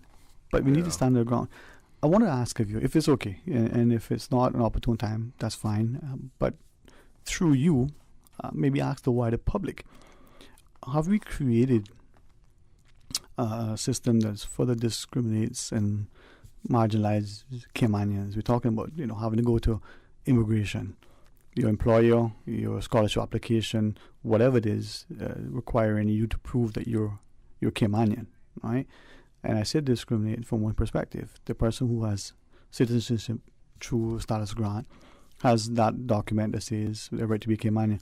A person like Mr. Steve McAfee has said, he has his birth certificate, his voter's ID, his passport. He has all these things, but then he doesn't have that piece of paper. So is there a problem? And how do we address it? Well, I think the first place we need to start is what determines you to be a Caymanian. What is the requirement paperwork you have to provide to prove that you're to be a Caymanian? And as you mentioned, Dr. McAfee was saying he got his birth certificate, his voter's ID card, his passport, and whatnot. How do you attain those things without proving you're a citizen or you're a Caymanian or whatever the case is? I just find it very, I guess, kind of oxymoronic where... I find it offensive. But it is. I find it inflammatory and I find it offensive. I'll just say that personally. Yeah, depending on who you are, it could be very offensive. No, I'm offended. And the fact that someone wrote some sort of policy within our immigration law that requires us to prove that we are Caymanian after attaining all of the necessary documents that determine that we are Caymanians. But here's, and again, I understand there's a bit of... So one question before you go there. Yes, sir. Go ahead. What is it that you have to produce in order to attain this piece of paper that say you're Caymanian? What do you need to show them? Okay, this is where I find it to be, interesting. I'm assuming that you got to show up with a birth certificate. Maybe a voter's registration card, or maybe not. Maybe that's not sufficient. I don't know. And probably a passport, maybe. All right. So if you have, I think you said something about two parents have to prove, two Caymanian parents have to prove that their child. Well, I speaking from experience. All right. And we can talk about it, but I'm just thinking back to, and I have great love and respect, admiration for Mr. Steve McAfee, right? But let's not use him example, right? So let's take me. Why not? If I can show my birth certificate says born in Cayman and even the district, present my parents' birth certificate says they're born in Cayman in what district, and I can do the same with a voter's ID. Now, why would I need to get a piece of paper to say that I'm Caymanian if my passport isn't worth the paper printed on because it's nothing more than some sort of travel document? I'm not sure I agree with that, but that's what has been determined. If my birth certificate is whatever that is, but my voter's ID. Now, in order to be, again, I could be completely missing this, but in order to be eligible to be a voter, you need to be a citizen that satisfies the criteria to be a voter / elector, right? So if I have that, and that's not sufficient in and of itself, or with the other documents, then are you saying inherently you got a problem with your system, that some of your voters may not actually be duly qualified? Is there something that you're saying without actually realizing you're saying it, or you acknowledging it but you don't want to say it too publicly? Something is fundamentally wrong with that system. Well, I ask the question, where do you go to get the paper to determine that you're Caymanian? Yeah. Right? That's number one. And number two, what documentation do you need to take into that building in order to acquire the letter that says you're Caymanian? Right. So again, and this is something that... do you have to show up with the doctor that did the delivery? Well, okay. So in some jurisdictions, and I'm not an immigration attorney, right? I'm told that if you're born in that jurisdiction, you're a citizen. We understand that presumably that's not the case in Cayman. Okay, that aside. And the reason why I'm told that, being the way that I think, long before I was married, long before I had children, and I remember saying to someone that I thought was very, very knowledgeable, I said, what happens if for some reason, medically, the child needs to be born in another jurisdiction, or I have to apply for status. The child's not Caymanian. And I thought, you mean my child of another Caymanian parent, that child is not Caymanian? Then what is that child? Be that as it may, it always puzzled me, never accepted it.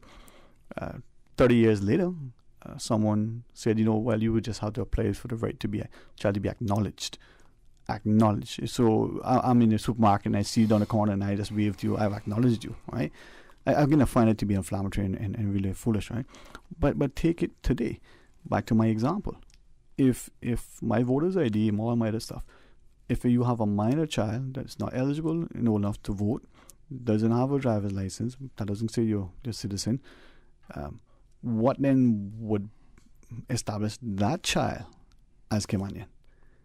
And why do we need to go to that insulting, disrespectful, discriminatory process? Something is fundamentally wrong. I think we could just go around in circles because we don't have the answers, and I don't think there are any answers. And I think that whomever sat in any room and developed this policy or this requirement is totally disconnected with the reality. It's asinine. So again, for us to speak about it without I mean, we're asking rhetorical questions, right? Because at the end of the day, as I mentioned, first we need to know what is the requirements for you to be a Caymanian, right? And what documentations do you have to produce to this department in order for them to give you a paper saying you're a Caymanian? Right. I take your point on board, and we won't ask any more rhetorical questions. I'm just saying, like the conversation can't go no further than what we were already going with it. Exactly. So with that, I was going to say, what else? So what then has happened? The people in position now, do they need to take action and have the courage? I just think that the coward politicians that we have sitting in the halls of Parliament where they can make a difference and they choose not to. Right. These are the people that we need to be pointing out. And I'm tired of the talk. Yeah. Tired of the talk. Right? There are problems in this country that need to be solved, and there are easy ways to fix them. They just don't want to apply it because applying the solution to the problem disenfranchises the people who benefit currently from the problem. And that's the problem. Well, again, and this is a fundamental flaw in our system. It isn't just that it's inflammatory and disrespectful and discriminatory. This is something that's significant. Exactly. And again, to my whole point about reinvesting in the people of Cayman Islands, why is it that we only collecting licensing fees and work permit fees and operational fees for financial service industries? Why is it that we're not tapping into that 25% of the $2 to $3 trillion being managed on these shores every single year, where equity partners can walk away with $10 million and $5 million in bonuses at the end of the year, which I don't have a problem with that. But why is it our country, our only extraction from that is the fact that, they employ 60% of the middle class, Mario. We got a couple of Caymanians who are partners over there. Fine, great. But why is it that we don't have a 5% extraction of that already 25% that is being extracted for services and fees that they charge their clients, that it won't affect the client, right? And then that money can go into a sovereignty that pays for social welfare, pay for full scholarships, full ride scholarships, and pay for all of the things that we've falling down on our face on right now. Right. It's well, let's take the news break, and when we come back, we'll talk. All right, it's a Friday. That means that two things. We got a lot to think about on the weekend. But you know what? Let's think about it today. Stay tuned for Talk Today. Today's biggest news. Radio Cayman. Your voice, your choice. Local, regional, international. This is Headlines from Radio Cayman's newsroom. Today's biggest news. With your latest headlines, I'm Felicia Rankin-Solins. The Ministry of Sustainability and Climate Resiliency and the Department of Environment advised the public that Garvin Park, Liars Tree in West Bay will be closed from Friday, July 29th through Saturday, July 30th to facilitate a sargassum cleanup trial.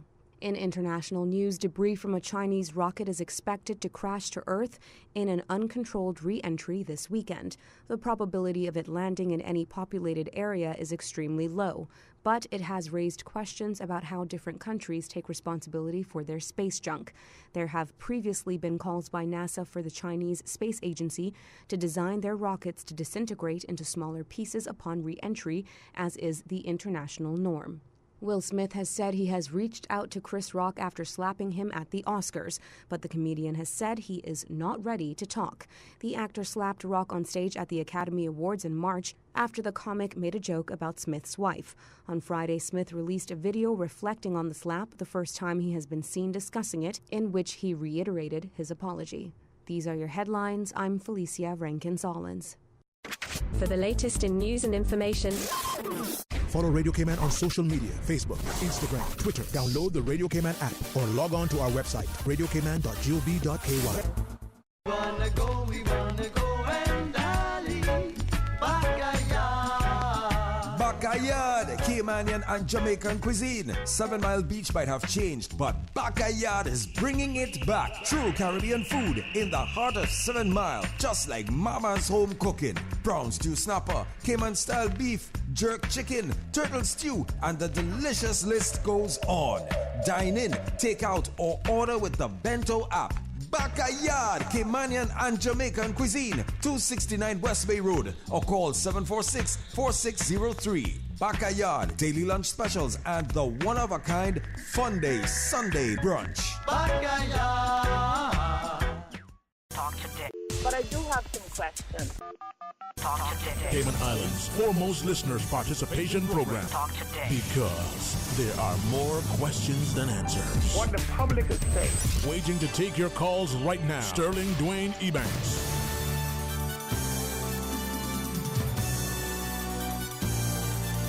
Hey, good afternoon, welcome back, and thanks for sharing with us, and thanks to the Mario D. Rankin. Yeah.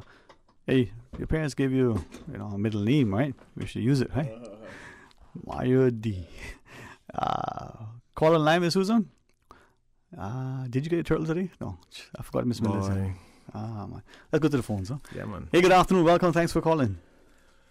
Good afternoon, Dwayne and Mario. Good to see you in the studio again with Dwayne. Afternoon. How are you? Good afternoon, fine, thank you. Well, always very interesting when Mr. Rankin is in, because he discusses issues that I think that are fundamental. He's articulate about them, and there's no pulling punches. Mm-hmm. You see, I want to say something about the ongoing meeting regarding the judiciary. It is the meeting of the Chief Justices of the judiciary. What I want to say about them actually ties into what you are saying, but let me leave that to the end and deal more directly with some of the issues that you've been covering. Mm-hmm.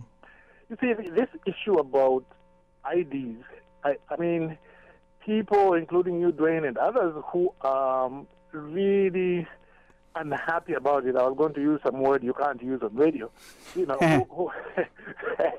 Who are really unhappy about it are really justified in this, because I'm not even quite sure that I understand it, because if it is a problem, the solution to it would have been very simple.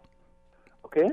Mm-hmm. Because, as you say, what makes you a Caymanian, there are certain things, where you were born or your parents, those kinds of things. And if you produce one of those documents to a public authority, why shouldn't that be enough? And I think also a voter's card. When you get a voter's card, don't you go through a certain checking process? That's right.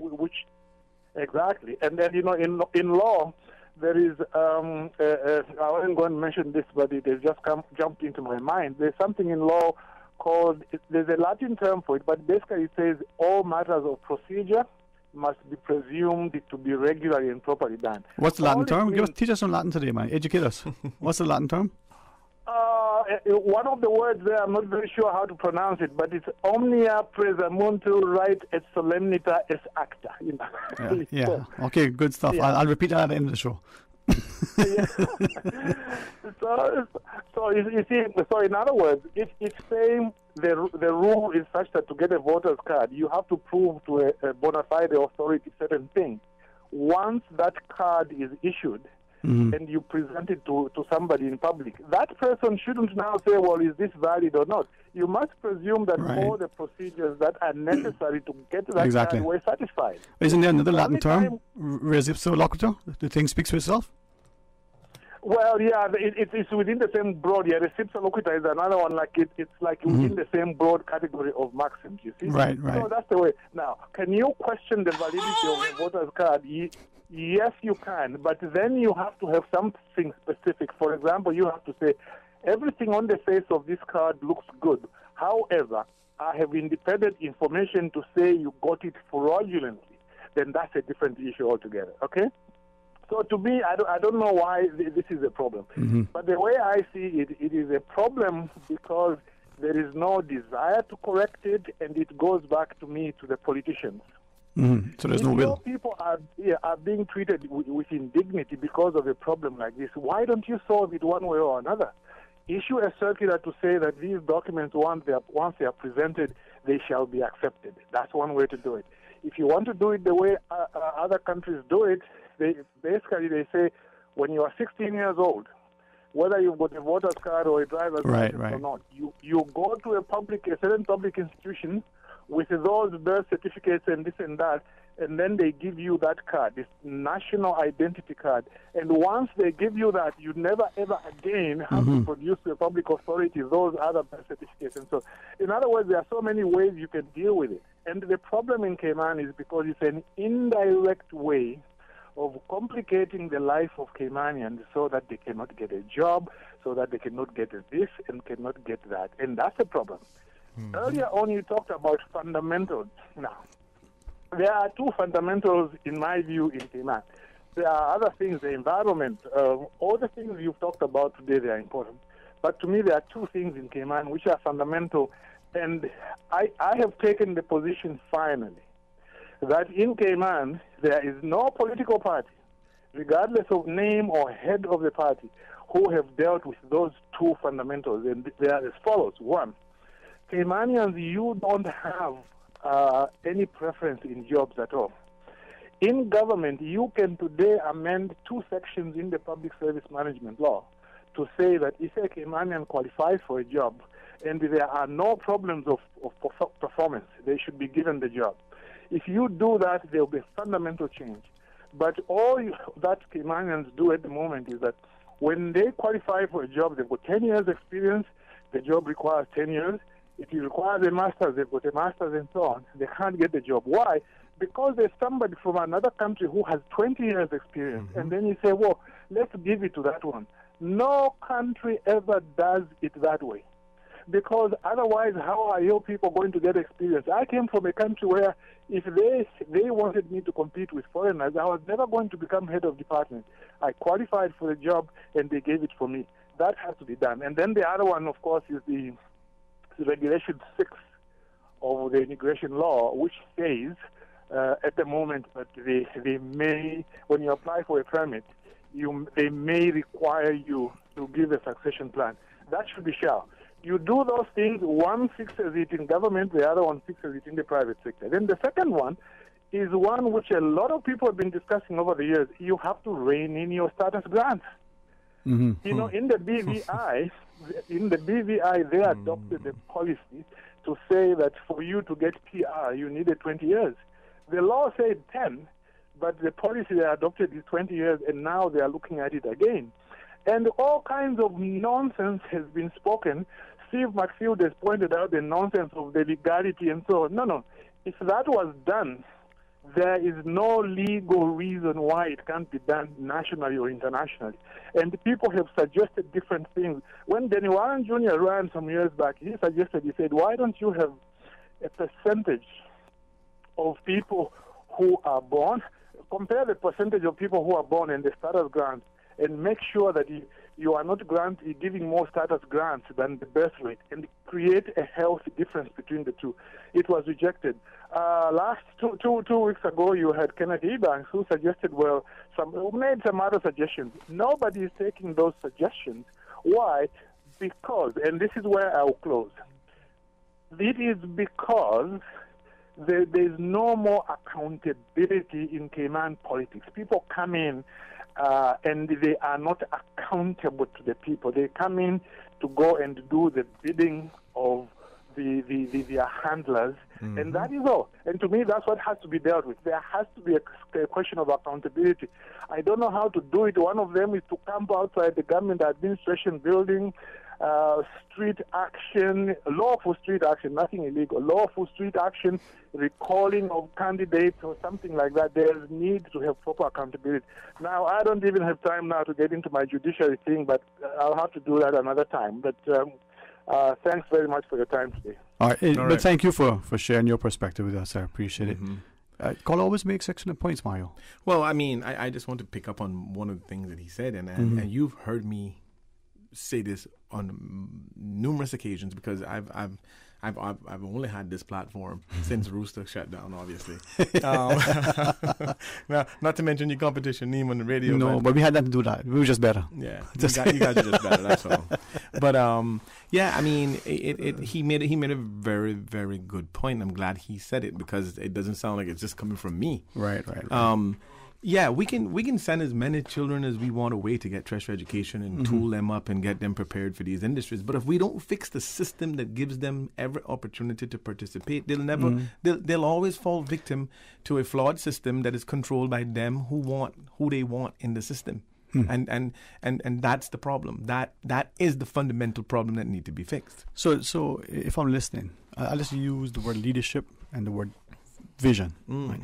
So do we need new leadership, new vision, and not necessarily new people, but sometimes that's how it comes. Because if we take the person who's here, we put them over here, we're seeing bad ideas, seeing bad actors, seeing bad faith, and we put them there. You're just moving them around, right? And they're just dirtying everything up. Well, I use the term nowadays, kicking the can down the road, right? Okay. Yeah. And I feel that a person that is a part of the problem can't ever be part of the solution. And when you speak about leadership and you speak about knowing the difference between leading a country or just being partaking in a part of the process that you're supposed to be leading the country, there's a huge difference. So again, when we look at the system and we look at how it is being operated by its handlers, nothing ever changes simply because the persons who are in leadership positions are somewhat bought into that ideology. And we got more callers? Let's roll. All right. Let's take a quick call before the break. Okay. Hey, good afternoon. Welcome. Thanks for calling. All right. Following Susan. All right. She says we're going to the break. All right. Let's take the break and then we take the caller. Okay. All right. And then we get some turtle meat. A caring and community spirit, cherished family and cultural values. These are some of the things that still embodies the Caymanian way of life in the Eastern Districts today. Savannah Pharmacy, your neighborhood pharmacy, located in Countryside Shopping Village, is delighted to offer products and services of real value. Whether it's catering to your family's medical needs or carrying apparel, gifts, and beauty products, Savannah Pharmacy provides you with more than just prescriptions. Remember, they're always just around the corner with everything your family needs and convenient opening hours, including Sundays and holidays. Savannah Pharmacy. For more information, call 946-3336. For medical lab services in Cayman, go straight to MedLab. Blood test, x-ray, and mammogram, all of that is MedLab. Affordable fees and friendly service, a full professional team. MedLab is always comfortable, MedLab is always clean. For medical lab services in Cayman, MedLab. Call 949-7331 and ask about MedLab's new state-of-the-art digital mammogram machine. Cybercrime happens online or through the technology we use every day. Anyone can be a victim of cybercrime, whether you are a young person being bullied or harassed online, or an older person or business who's been scammed out of money or personal data. Cybercrime is an issue that touches all of us. The Cayman Islands government has therefore created an online resource to help keep you cyber safe in an ever-changing world. In online situations, it is better to be cyber safe than sorry. Learn now to protect yourself against cybercrime. Visit gov.ky/cybersafe. I've got some beautiful clothes. I know just where they go. Pure and cleaner. Puritan Cleaners, now using the most popular and eco-friendly cleaning solvents. 2 convenient locations to serve you: Savannah Countryside and Eastern Avenue, Georgetown. Drive-through, rain or shine, free pickup and delivery services available. Call Puritan Cleaners, 949-7104. Also ask about our in-house discounts. Puritan Cleaners, you feel good when you look good. Puritan Cleaners, 949-7104. That's 949-7104. As the community continues to take precautions from COVID-19, it is important to stay prepared for other disasters now that we're in the hurricane season. Here are some post-hurricane safety tips from the Department of Environmental Health. Did you know that you must discard fresh fruits and vegetables, meats, foods in canisters, dented, leaking, or rusting cans after they have come in contact with floodwater? For full guidance on post-hurricane safety tips, visit www.deh.gov.ky. Talk today. But I do have some questions. Talk today. Cayman Islands' foremost listeners participation program. Talk today. Because there are more questions than answers. What the public is saying. Waiting to take your calls right now. Sterling Dwayne Ebanks. Hey, good afternoon. Welcome back, and thanks for joining us. And thanks to listening, sharing, and perhaps even taking a dissenting view. But that's a sign of a healthy democracy. This radio station is funded by the taxpayers' money, and it provides a platform for equal access. Listen, I don't know if I got approved if I Caymanian to have access to Radio Cayman, but Radio Cayman have been nice to me, and this is the people's radio station. This don't belong to nobody. Well, when Mr. Dorian Miller had open line, and I'm telling you, I was honored to be able to sit quietly in a distance and listen to the big people discussion. And the way he would facilitate, we all had a perspective. But it was good because we saw how people, well, it was a radio. Some houses had more than one. But you listen intently. Listen, this not called Radio Minister, It's called Radio Cayman. Yeah, man. Well, Mario, do you mind? Can I take Miss Susan? You said there's a call. Let's go to the phones. Welcome, good afternoon. Thanks for calling. Good afternoon to you, Sterling. Good afternoon, Mario. Good afternoon, Norwest Spider. How are you? Not bad. We call me Norwest Spider every day. The champion, man. How are you, man? I hope you're having a great day, man. I'm good, man. I'm good, bro. I'm good for the most part. I'm dealing a little bit under the weather, but I'm okay. Thank God. I think. But I'm just trying to. I had to just chime in a little bit. I only just joined into the program maybe about 10 minutes ago. So I don't know how much has been discussed, and if you discussed it already, then that's okay too. Or you can direct me otherwise. Yeah, man. Yesterday's press briefing delivered quite a bit of information. I don't know if that was discussed today. Not directly. I referenced some of it, and I'm interested in hearing your comments. So go right ahead, man. Go right ahead. Well, I think what you all were discussing earlier perhaps chimes in my mind. The two almost go hand in hand. They do. In many ways. I am like you, Sterling, completely offended in regards to the way that Caymanians have to go about proving that they're Caymanians. I am an advocate or an advocate of birthrights, and I believe that we can protect ourselves, since I believe that the whole notion of birthright, which every country that I know about or that exists currently utilize the fact that you're born in the country. I can't think of any other one that kind of look at it the way that we currently do. And I'm an advocate of birthrights, and I believe we can carve out some caveats to protect some of the things that concerned us in regards to things like they call anchor babies and all that kind of thing. There are ways of us being able to protect ourselves against things like that, if that's our concern. But we cannot, in this day and age, continue, and this is for many years that this has gone on, where Caymanians are frustrated at being able to identify themselves. And we've further divided ourselves even with our children, because the children now, they have a double double ladder to climb if they're born after what's that magical year? I don't remember what year it is. It's 76 or something like that. Yeah. Is there just 1 year? I mean, well, yeah. 77 or something. It was some magical year that we got, and I know it all has to do with the British Nationality Act, and we have to conform in terms of meeting certain parameters around that. But then we cannot.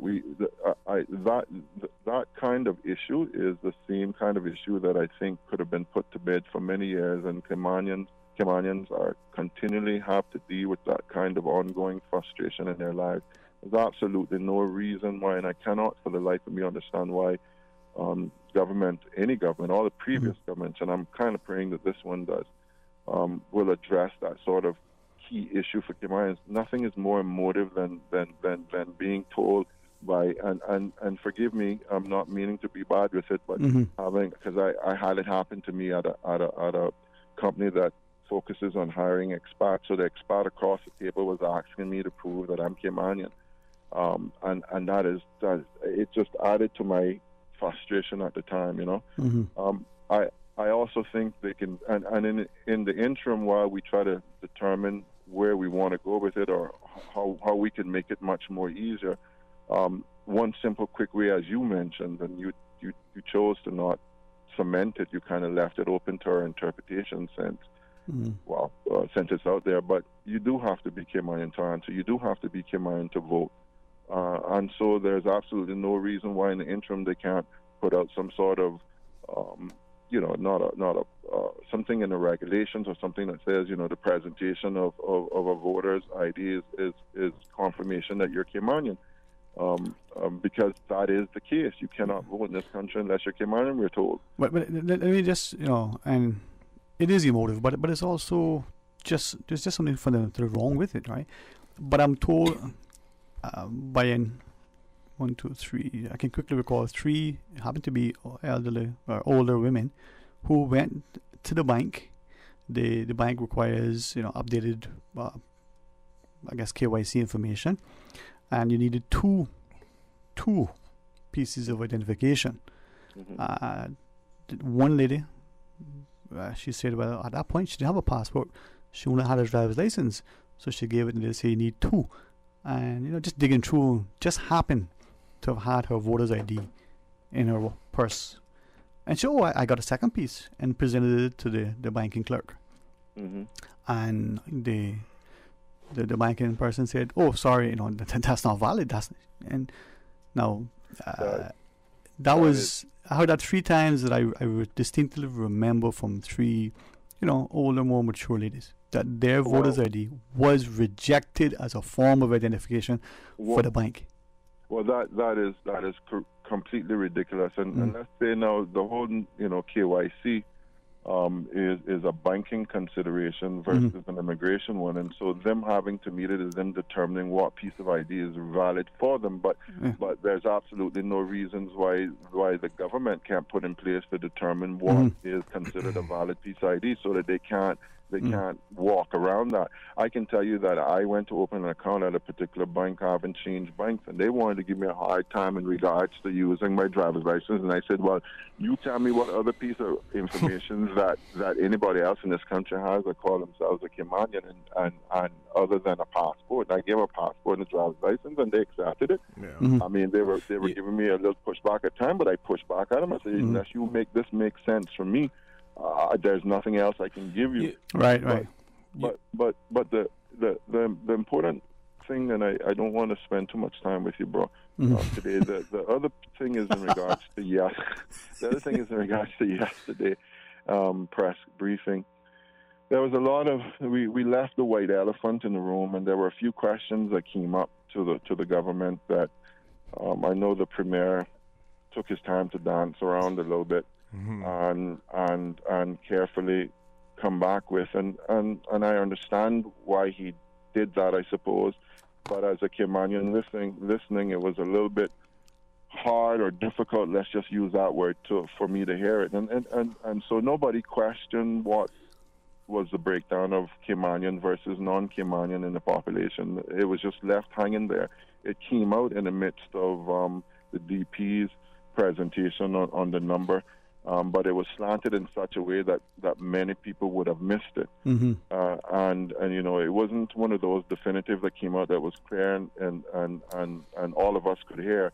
Because why is that important, though? Well, for the average Caymanian and for those who are not listening, I mean, I can't think of any other country where a national in their country wants to feel like they're outnumbered. And so prior to them doing that presentation, you were on there with Titus and talking about development plans and the whole nine. And so I found it very interesting when the Premier was asked, I think it was by CNF, you know, what was the ideal number and the whole nine, and that's where I heard a lot of dancing. And I'm looking for that government, and I truly thought it was in them, and I still believe it is. But I wanted the Premier to say something along the, well, the numbers, and I think he said something close to it, but it wasn't as clear. The number has to be determined by our citizens, but I would think one clear way of determining that, CNS, is that we should never be in a position where Caymanians are outnumbered in their country. And if that's the case in this census, and that's what it's indicating, or that we're very close there, then maybe that is the ideal number. Or maybe we should look at how we can curb that a little bit more so that percentage always stays along. Maybe we need to look at percentages. It should never be above, say, 60-40, 60% Caymanian, 40%, and whatever that is. Now, I know the DP tried to, for example, in another way, he tried to obviously bring to light the reality in terms of that balance for development and what it looks like and the ramifications surrounding suppressing certain things. I clearly understood all of that. But that goes to the heart of so many issues that we're speaking on, and we have yet to find the leadership that stands up and says, this is what I'd like to see in terms of where we're going, the ratio for Caymanian and whatever the spin-offs is for that. I mean, he talked the question in regards to work permits, for example, how much is too much and the whole nine. Well, you know, he talked about the country having to produce 1,000 jobs every year. Well, maybe then you need to carve out that 1,000 jobs better be there every year, or we'll have 1,000 permit. We need that sort of thing. And are we dealing with nationalistic issues? Perhaps, but we're a small country doing. And for far too long, Caymanians are dealing with these very emotive issues, and we're getting governments that pay lip service or come back and tell us what we already know. We already know the very delicate balance that we have here in this country. But when are we going to get a government that affirms me as a Caymanian, that helps me to know that, hey, it's something worth being a Caymanian in its own country, you know what I mean? And that it's not all about money. Maybe it's a little bit about having a little peace and satisfaction, a little clarity in my mind, and not the confusion about whether I need to bring in 10 pieces of ID to show you that I'm from here. That's all I got to share, man. Yeah, man. Enjoy the weekend, man, and thanks for taking time, huh? Thank you, too. All right. Well, I appreciate it. And this is where I'm sure, like that caller, many are, this is what was said, and they'll think.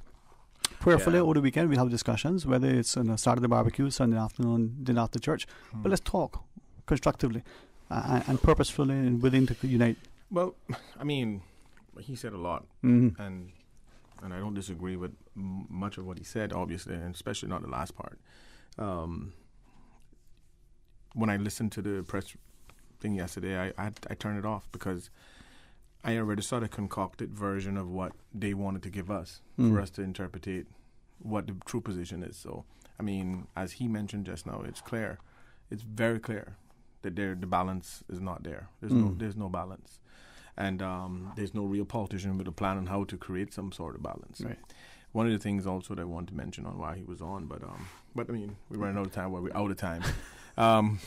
The thing with the banking laws and different things, what I found is that a lot of the anti-money laundering policies has somewhat started to trickle its way into day-to-day banking for local people.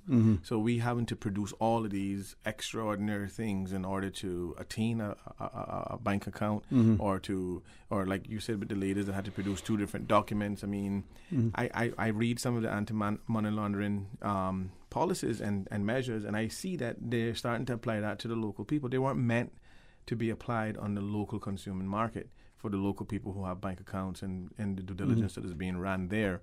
I know that it was predominantly for weeding out and trying to police the money laundering situations. But maybe again, these are a lot of areas that we need to start talking about and trying to fix these things, because it's affecting people. It affects those 3 ladies. Yeah. But anyway, we're out of time. Thank you for allowing me to come on.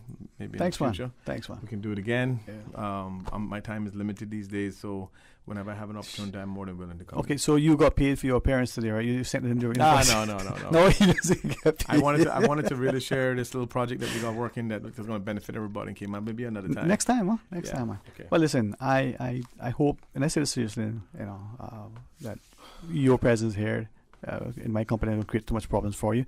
But I pray that as a people, we start to think and ask questions. If we're people in positions of leadership, in particular, the most important position as a parent, that we are speaking with and to our children in a way that encourages them to think, be critical thinkers, right?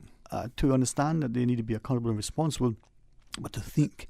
And as we nurture and provide for them a safety of provision and protection, that we're causing them to think and understand that they need to add value to our society. Now, if you're a politician or pastor, it's even more important that we have humility and a great sense of respect. Mario, always a pleasure, man. Thank you so much. And next segment we'll go into some brighter things. Yeah, we'll get there. Put a smile on everybody's face. Put a smile on her face.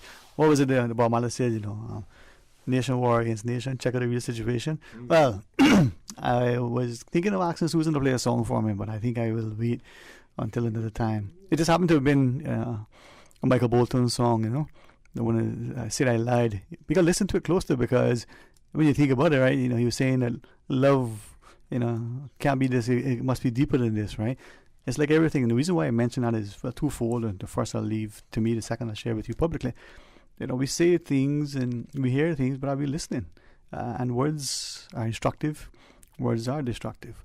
Words can cut and kill, but words can inspire and nurture. And my prayer for you today, as it is for every day, that we draw alongside each other, hold up one another in prayer, but faith without action is dead. So let's do something productive and positive. And as we look about our space and our place, remember that with a sense of humility, with a sense of integrity and honesty, we can actually get to space. We have to have that courage to leave our jobs in order to pursue our passions. Sometimes have courage to stand up within our space and ensure that people know that we have established boundaries. But sometimes, without that courage, we may not get the true joy and fulfillment. Well, thank you very much for this opportunity, and God's willing, we'll be a part of it. Come Monday, join Mr. Art in the morning for a record. Come back for Talk Today. It is the first Monday of the month, is it not? Come Monday. And this Monday being the first, well, it's a monthly Mental Health Matters. Looking forward to that. That means I have a lot of homework to do in addition to what was assigned from you. Until then, my friends, be blessed. Talk Today is brought to you by Subway, open 24 hours in Countryside, Anderson Square in Georgetown, and Centennial Towers in West Bay. And by the Ministry of District Administration, Tourism and Transport. Explore your history, explore your land, explore your sister islands. MedLab in Smith Road Plaza, your complete medical laboratory solution. Call 949-7331. And Savannah Pharmacy in Countryside Shopping Village, convenient opening hours including Sundays and holidays.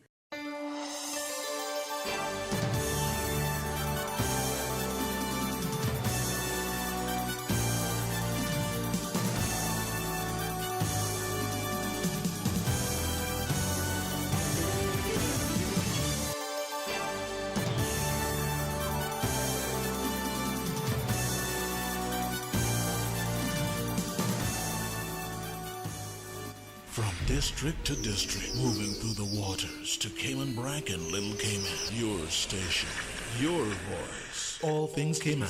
One radio, many people. This is home. Radio Cayman in the